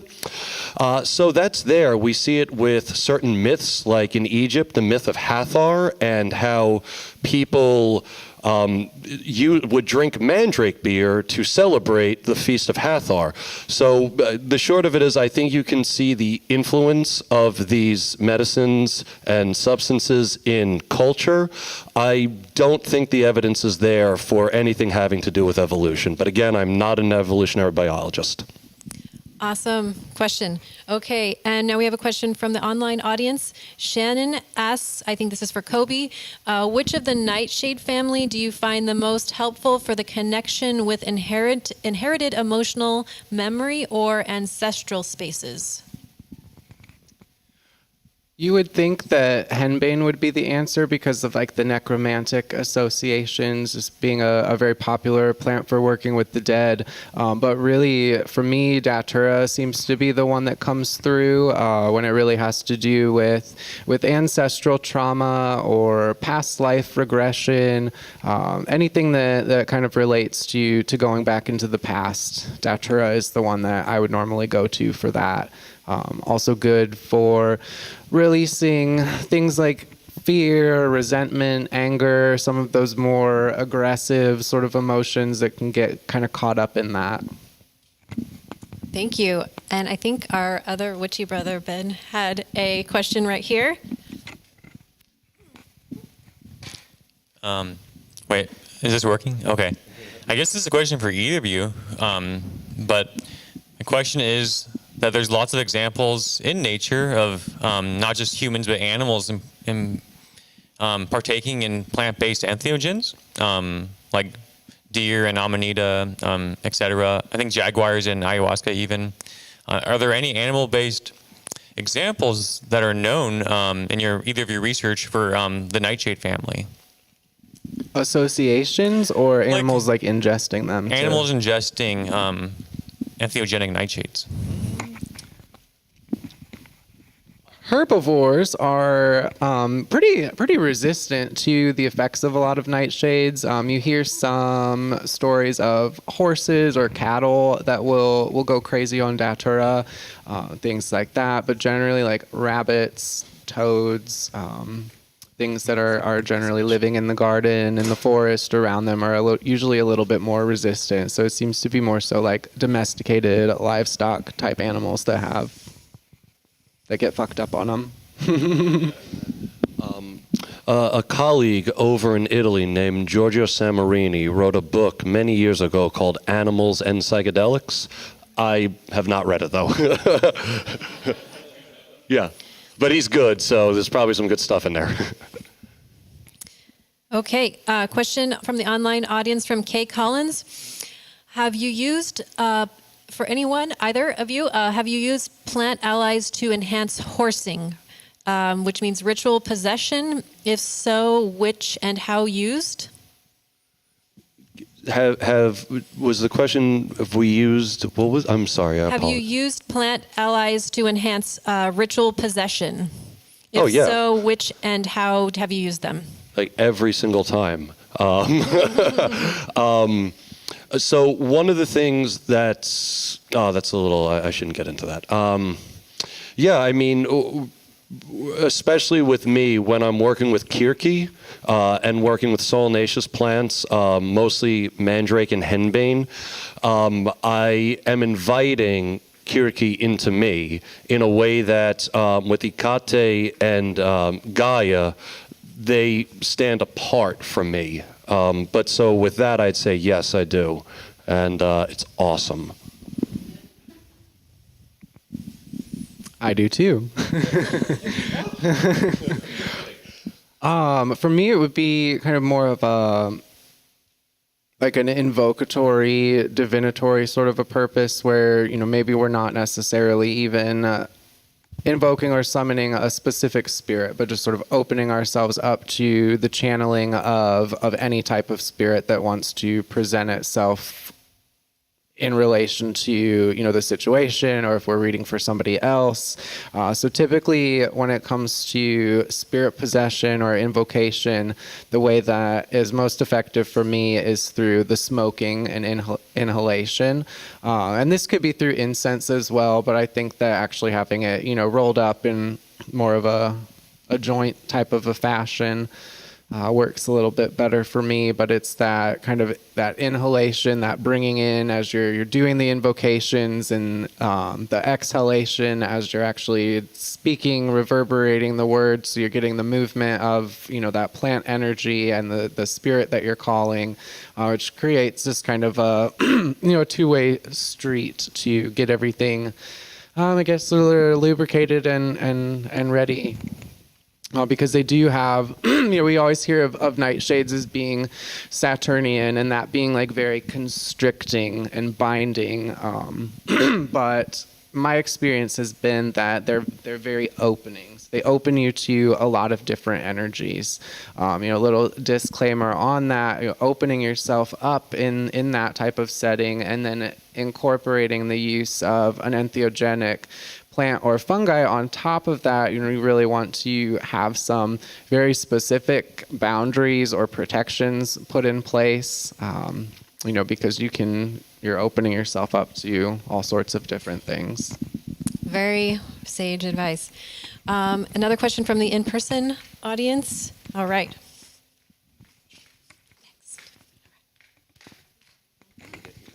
Sort of related to the boundaries and protection, do you have a favorite plant for that? Boundaries and protection magic. Do you have a favorite plant for that? And also, what do you think is the mechanism? Is it like the amplification of your intention, like you said, or is the plant agreeing to, like, in a way, be your bouncer? You know what I mean? What are your thoughts on that? So setting up boundaries or protective circles for me is part of the ritual itself, so that I can take the medicine and not be bothered by, the bullshit floating around. But I don't take any of these medicines specifically for protection. I use the ritual and witchcraft for that. Favorite poisonous plants for boundaries and protection would be deadly nightshade and hemlock, poison hemlock. General herbs, boundaries and protection, generally, just simple things like salt or juniper, different, things like that.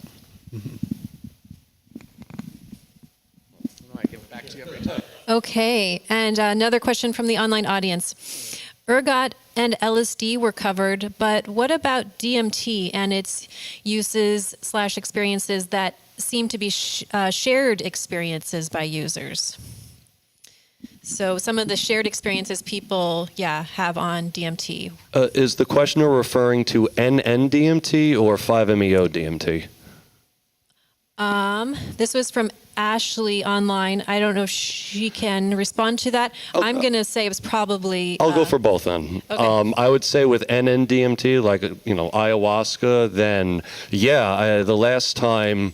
Oh, well, you were there. So Eden, Morgan, and our friend Casey were down in Williams, Oregon, doing ayahuasca, and I had a few kind of psychic moments there. I don't know if that's what the questioner is specifically referring to, but there was a connection between, I'll never forget this, between one of the facilitators and myself, where I was laying there and absorbing all the visions, everything, and I just reached right next to me and took my little bottle of water.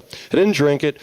I just held it over my heart. I just wanted to feel the essence of water, just that pure water. And as soon as I did that, the facilitator said, "Now everybody, if you have some water, take it and place it over your heart." And I was like, I'm already there. So it was, so I don't know if that's what the questioner, but I felt like, in answer to the question, that there was, a unifying principle that happened between us. And anyone that's had really deep entheogenic experiences, I'm sure you know what I'm talking about, when, the psychic things start happening. Now, as for 5-MeO-DMT, I didn't even know I had a body. So I was pretty much just connected to source, which is everything. So yeah, sure. But it wasn't in such a profound way, the way it happened with the ayahuasca experience. And there were other things that happened there that I felt this deep connectivity to the people, because we were kind of seeing the same things.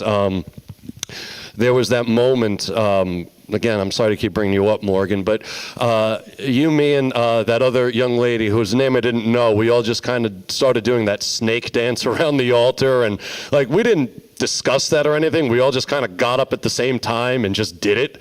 And that was awesome for me. And that was very connecting. And I was like, hell yeah.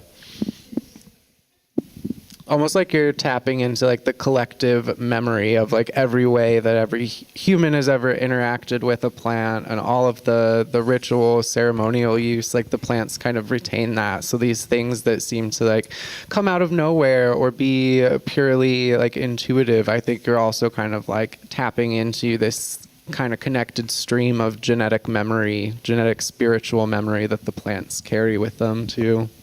Yeah. Thank you. And another question from the in-person audience.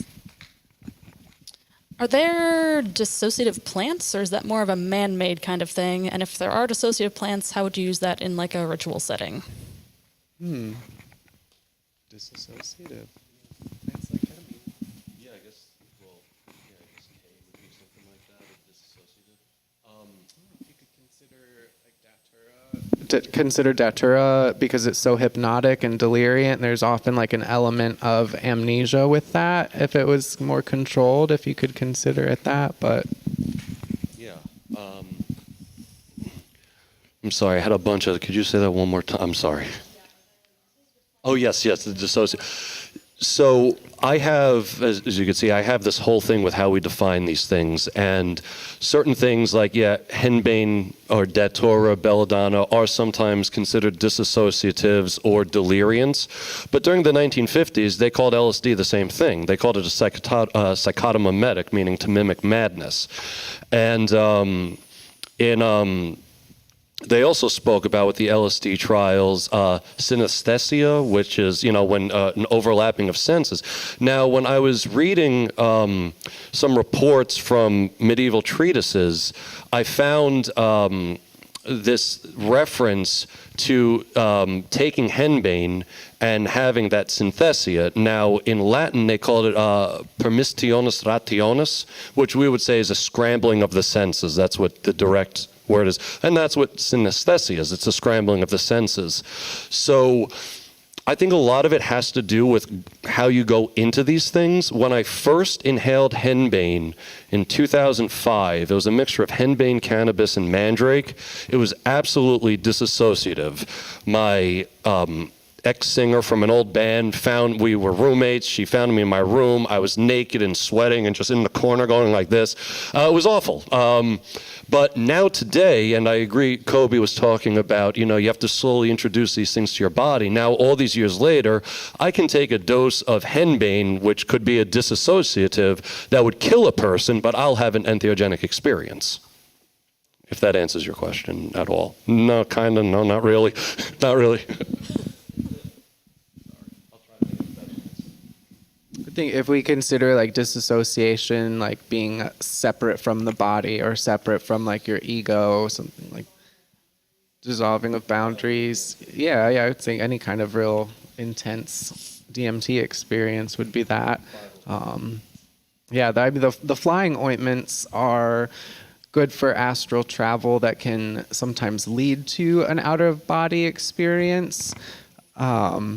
The one that comes to mind, it wasn't so much like a projection of my body, it was a projection of another spirit that was basically like hovering over me sort of face to face like that. That I was kind of simultaneously seeing, from my perspective down here laying on the bed, and then also sort of from like the perspective looking down on the whole scenario from the upper corner of the room. So I think, in that hypnagogic state in between dreaming and sleeping and death, that the nightshades are so helpful in allowing us to achieve, that there's definitely, that potential, if that's what you're trying to do, essentially loosening the spirit from the body. Poisonous plants will help you with that. Just don't loosen it too far. Just be careful. Definitely if you are interested in working with these solanaceous plants, also the Amanita muscaria, you have to form a relationship with them. It's not like LSD or psilocybe mushrooms where you could you eat it and you're gonna, it's all right there for you. Speaking of which, I don't know if everybody knows this, but we went mushroom hunting yesterday, and as just little souvenirs, if anybody wants on their way out, we have little vials of powdered Amanita muscaria from the Oregon coast, so please feel free to take one when you leave. Great. One more question from the online audience. From Amanda, have you investigated the etheric body healing and psychedelics? For example, using acupuncture to release trauma in the physical and spiritual body while using plant aids. That sounds like a great idea that I have not tried at all, so I don't know if Coby has. Not necessarily in that capacity, but as far as using them as tools for energy work, incorporating them to what you might call Reiki or energy healing, for removing of attachments, spiritual surgery, the sort of overlaying of that poisonous plant energy. So what I'll do is, if I'm doing Reiki or some type of an energy healing, coat my hands in one of the flying ointments, typically belladonna, because I'm just sort of a one horse kind of guy, and having that poisonous plant energy, that sort of anti-life force in there to help you to kind of break through and reach in and reach those really deeply held attachments, to kind of help them release in that way. That's something that I will do. And then what was the other thing I was going to say? They almost have kind of a vampiric quality when it comes to energy work, as far as drawing things out, taking the sort of the energy from an attachment or from a source of disease, and kind of draining it off to a point where it's weak enough that it's able to be removed or to be kind of released on its own without causing trauma to the energy body. Because a lot of times with things that are really, really deeply held trauma or ancestral trauma, things that go back very far into the past, just ripping it off often causes more damage than the complaint was in the first place. So kind of having that extra surgical tool, if you will, to make the process a little bit easier. Very good. Anyone else in the in-person audience? Okay, we're gonna double back here. This one's for Coby. I was wondering if you had researched much about using the nightshades for abortificence, and if that was somehow connected to their power in witchcraft, as well as with their psychotropic effects. I have not looked into abortifications very much. I never planned on having kids. I never really liked them. So, purely from a perspective of like wanting to help other people and wanting to make information available is usually kind of the only time that I get close to that topic. But I definitely, think that there is a connection, and, especially between the demonization of natural medicine and women's medicine and agency over our bodies, and all of that, owing to kind of the association with diabolical witchcraft. One of the things that really pissed off the Catholic Church during medieval times was all the wise women providing abortions. One of the problems with these records is that, again, they weren't interested in the substances, they were interested in outcomes. So we, most of the time, don't know what people were using unless somebody just specifically was like, oh, I want to flex that, I know something about botany, and I think it was this. But most of the time, they really just didn't care. We today will be like, we have a whole drug scheduling, so it's like, oh, is this illegal or more illegal or not? Not, they didn't have that in the ancient medieval worlds. That is a modern, stupid idea to make plants and mushrooms illegal. Like, what a dumb fucking... Anyway.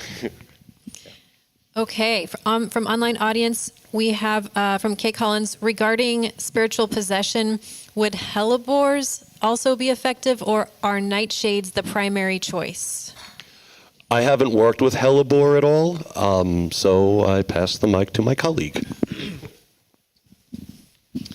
You could essentially work with any plant for spirit possession or invocation or evocation, as long as the plant has some kind of an affinity to the spirit that you're trying to work with, or some kind of a connection or association. And it could just be, it's just generally a plant associated with witchcraft, and it has psychoactive properties, so it's ultimately going to kind of help with whatever spirit summoning work that you're doing.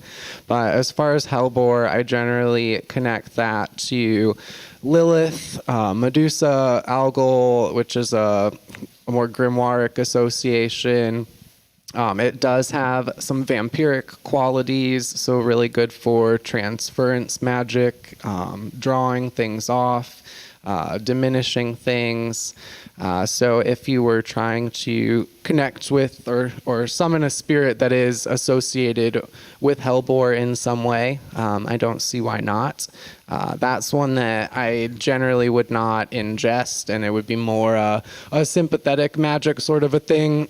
So using like a little bit in an incense, or making an anointing oil or something like that, but you're not trying to like ingest an entheogenic dose of hellebore or a medicinal dose or anything like that. It's just purely through the sympathy and vibration between the plant and the spirit that you're looking for.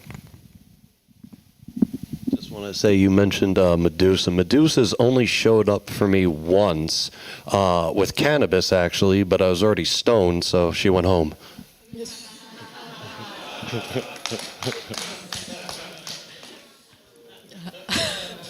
Oh, no. All right, I'll see myself out. All right. All right, another question from our in-person audience here. Oh, okay, we'll get you next, Ben.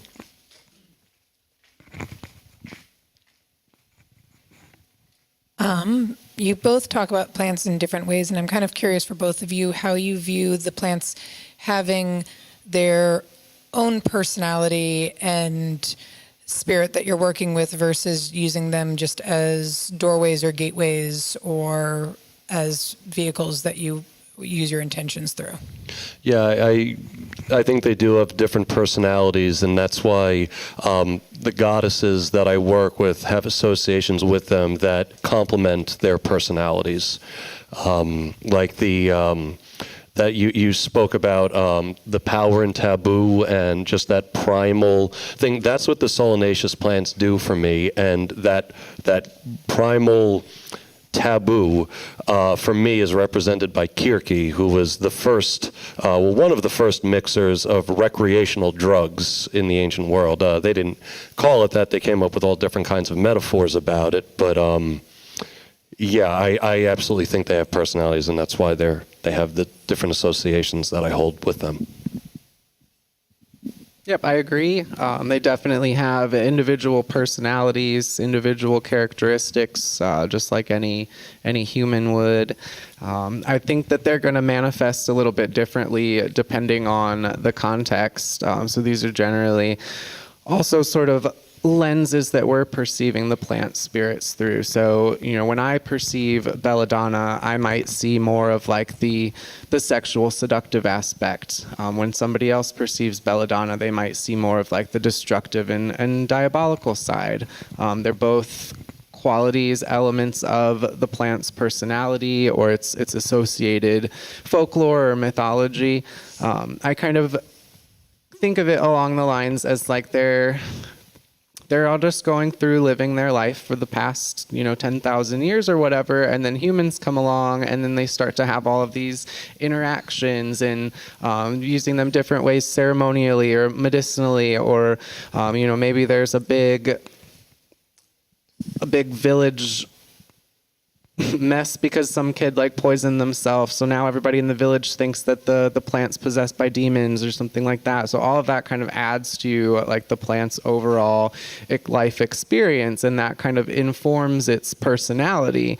But just like we're not the things that happen to us, it's just sort of being perceived through like either our point of view or something else's point of view. They're not necessarily like boxed in. They're not limited by those qualities. They can change, they can evolve, and it's sort of through this co-creating partnership of working with plants in ritual that we're able to kind of simultaneously grow and evolve, because we're not the only ones that are benefiting from partnering with and working with these different allies, but it's also part of their evolutionary process too. Great. Okay. Shannon from our online audience asks, are there any combinations that either of you could recommend that help with finding that liminal space where energies could pull you into their space rather than you finding and getting to it intentionally? Sure. Are there any combinations you could recommend that help with finding the liminal space where energies could pull you into their space rather than you finding it and getting to it intentionally? I guess, yeah. I mostly don't work my craft that way. The specific rituals that I do are to get me to a specific place. In the same way, if I want to write Coby a letter, if I don't have the correct address, that letter is not going to get to him. And so that's like, every time I do these, I do it with a very specific intention, very specific ritual. I don't know, I guess I'm kind of boring like that. I don't just, throw myself into the celestial realm and hope for the best. I have specific things that I'm going for and specific information from specific goddesses that I'm shooting for. So I've just never really done that. So, sorry for such a horrible answer to your question. For me, it would be more through the use of flying ointments or other onerogens or plants that are able to enhance our dreaming ability and our dream recall. You're going on a specific journey. Your desire is to, go to that liminal space, to just kind of be in that in between and kind of see where it takes you. So you're opening yourself up to an experience, essentially, not really putting any parameters on it. So I think that dream working is a really sort of safe environment for doing that sort of thing. You have a little bit more control, a little bit more safeguards. The flying ointments are not going to blow the back of your head off like some other things will. They're going to be a little bit more subtle.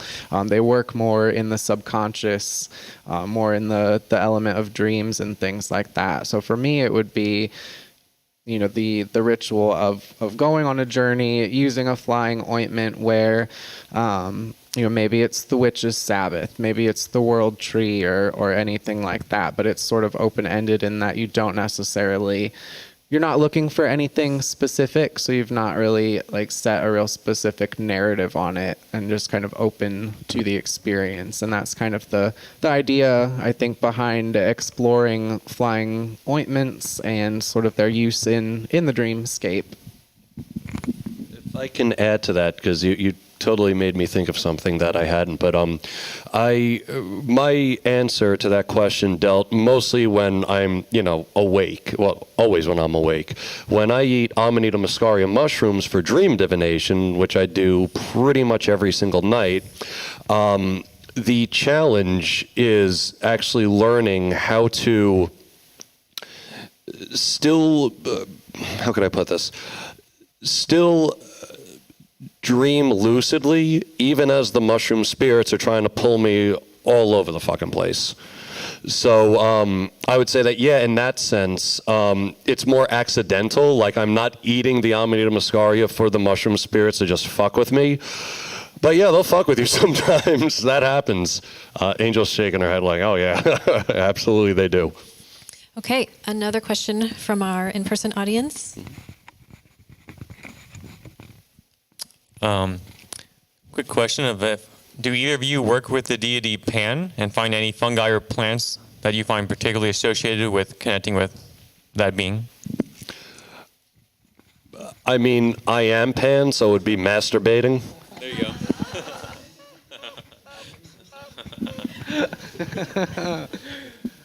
So for me, that would be more connected just to kind of the general horned god archetype, kind of lumping all of the horny guys together, connecting to the devil as the adversarial aspect in nature. So Pan kind of being associated with that dangerous, maniacal, sort of out of control wilderness.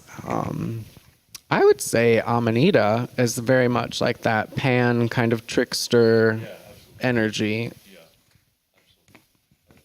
Yes, and another in-person. I'm just curious, I guess, how do you guys delineate, or if you do, the difference between like working with, say, like the archetypal, say, belladonna versus the actual physical plant? The one, like, is there a difference between like something you grew yourself, like, or is it, more of an abstract sort of working with like a spirit? So I think there are multiple different approaches to that. The plant spirit is always going to be involved in some kind of a capacity, but there are some instances where this is materia magica. These are herbal ingredients. These are things that we are actually putting towards like a specific utilitarian use and using them, not exploiting them, using them in a specific way. And the spirit is going to be involved in that. But to me, there's a difference between working with something as a magical ingredient for its correspondences or for the specific energy, or maybe there's like this bit of obscure mythology that kind of like connects this deity or this spirit that you're wanting to bring in, in your overall kind of a recipe. Like, to me, that's more, using it as an ingredient, where when you're purely just trying to connect with and commune with and work with the plant spirit from like an invocation sort of a perspective, that's a little bit different, and that's more, for me, like meditation and cultivation and really working with the physical body, or being kind of in proximity to the physical plant for an extended period of time to gain all of that nonverbal information that comes like just from being around them. But obviously there's going to be more of a connection to like a plant that you grow yourself. Like, everybody likes their kids better than everybody else's kids, and the same thing's going to be true with the plants. But that's not to say that if you buy dry belladonna from somewhere, that it's not going to contain every much of that overarching plant spirit as something that you grew yourself. It's just a matter of how you're connecting and approaching, and if you have that reverence and the desire, I don't think it really matters if you grow it yourself or not, because I don't grow 100% of all of the plants that I use either. It just wouldn't be Back in my youthful indiscretion days, when I was a little hooligan with my friends robbing liquor stores and beer and things like that, we had a saying where we'd say stolen beer tastes better. And in my little more discretional adult life, like Coby, I mean, the first henbane I got from a friend of mine who bought it online. But I prefer growing and foraging the medicines myself. I don't think that it has any kind of like spiritual difference other than the satisfaction of just knowing like I raised this, I did my little witchy things around it. I lit incense around it. I talked to the plants. I have a ritualistic way of harvesting them. And it's not, again, it's just more satisfying to me, but I wouldn't say, it's any better or worse as far as actually tapping into the spirit of the plant. I mean, the spirits are present in these plants, whether your friend gives them to you or you buy them online or you grow them yourself. Thank you. So I think we have time for one more question. That's it. Do we have one from the audience here? Hi. Mine's a little weird. Good. Just a little? Make it very weird. I was just curious if you have ever either seen in historical records or had personal experience with you and another person speaking in unison with one another or moving in unison? I'm a twin, and I've had some weird experiences just with that. I'll tell you a really quick anecdote of what that might look like. At Warp Tour 1997 or 8, I don't remember which one it was, but I was up against one of these merch booths, and there was a garbage can there, and I looked around and I saw everybody had a similar backstage pass, and it was blue. So there was a can of Pepsi, and the Pepsi wrapper around it was blue, so I very carefully took it off, found a piece of cardboard and some tinfoil, and I put this all together to be kind of this little makeshift backstage pass, and I just walked right through. I had it right here, and I just, like that, flashed to the guy who let me through. It worked. So I'm back there. I was hanging out. I hung out with the Deftones. I hung out with Rancid, who are some of my musical heroes, or at least Rancid is. And who do I run into back there but my twin brother, who also made a backstage pass out of garbage using a blue Pepsi wrapper and tinfoil over a piece of cardboard. And, there were no entheogens involved at all, but that's the only, he and I do things like that all the time. But I haven't seen anything like that in any historical record. And other than that experience I was talking about before with me taking the water and putting it to my heart, and then the ayahuasca saying, oh, everybody take your water. And it was like, oh, I beat you to that one, But, I think that was something, was in the collective mind that she and I were both picking up on. And yeah, if that hopefully answers your question. Not really, but so I guess, okay. In a general sense, no, I haven't seen it anywhere in history. But it doesn't mean it wasn't there. Yeah, neither have I. I haven't either. I would be interested on the context of the question.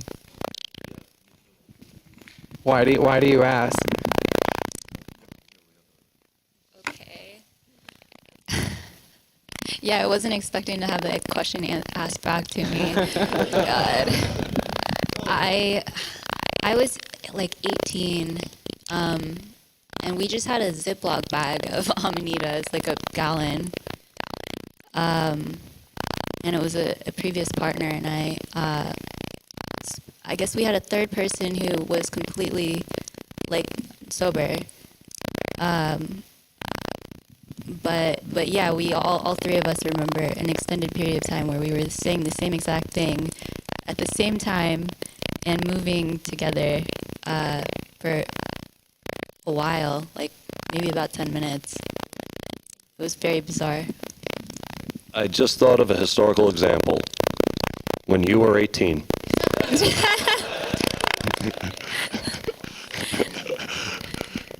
Well, okay then. All right. So, any final remarks, speakers?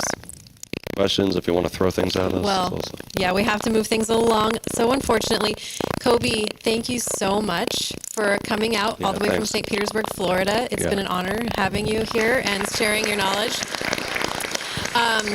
You can follow Coby at Poisoner's Apothecary on Instagram. and A Poison Affair on Facebook. Psychedelic historian Tom Hatsis, thank you again for spearheading this whole thing. This great idea to bring Coby out. Thank you so much. And you can follow Tom at Psychedelic Historian on Facebook and Instagram. Yeah, or YouTube. If you just put Psychedelic Historian, either I'll come up or an imposter will. Yes. And the speakers will be available right back here with their books. If you'd like to have a chat and take a look, please join us. And thank you all for being such an engaged and awesome audience. Yeah, thank you. I'm happy to continue the conversation. Yeah. So, I mean, I could talk about psychedelics and witchcraft all week long and not run out of anything to say. So, Yes. happy to connect. Yeah. Thank you so much. Thanks, everyone. Yeah. Have a great evening.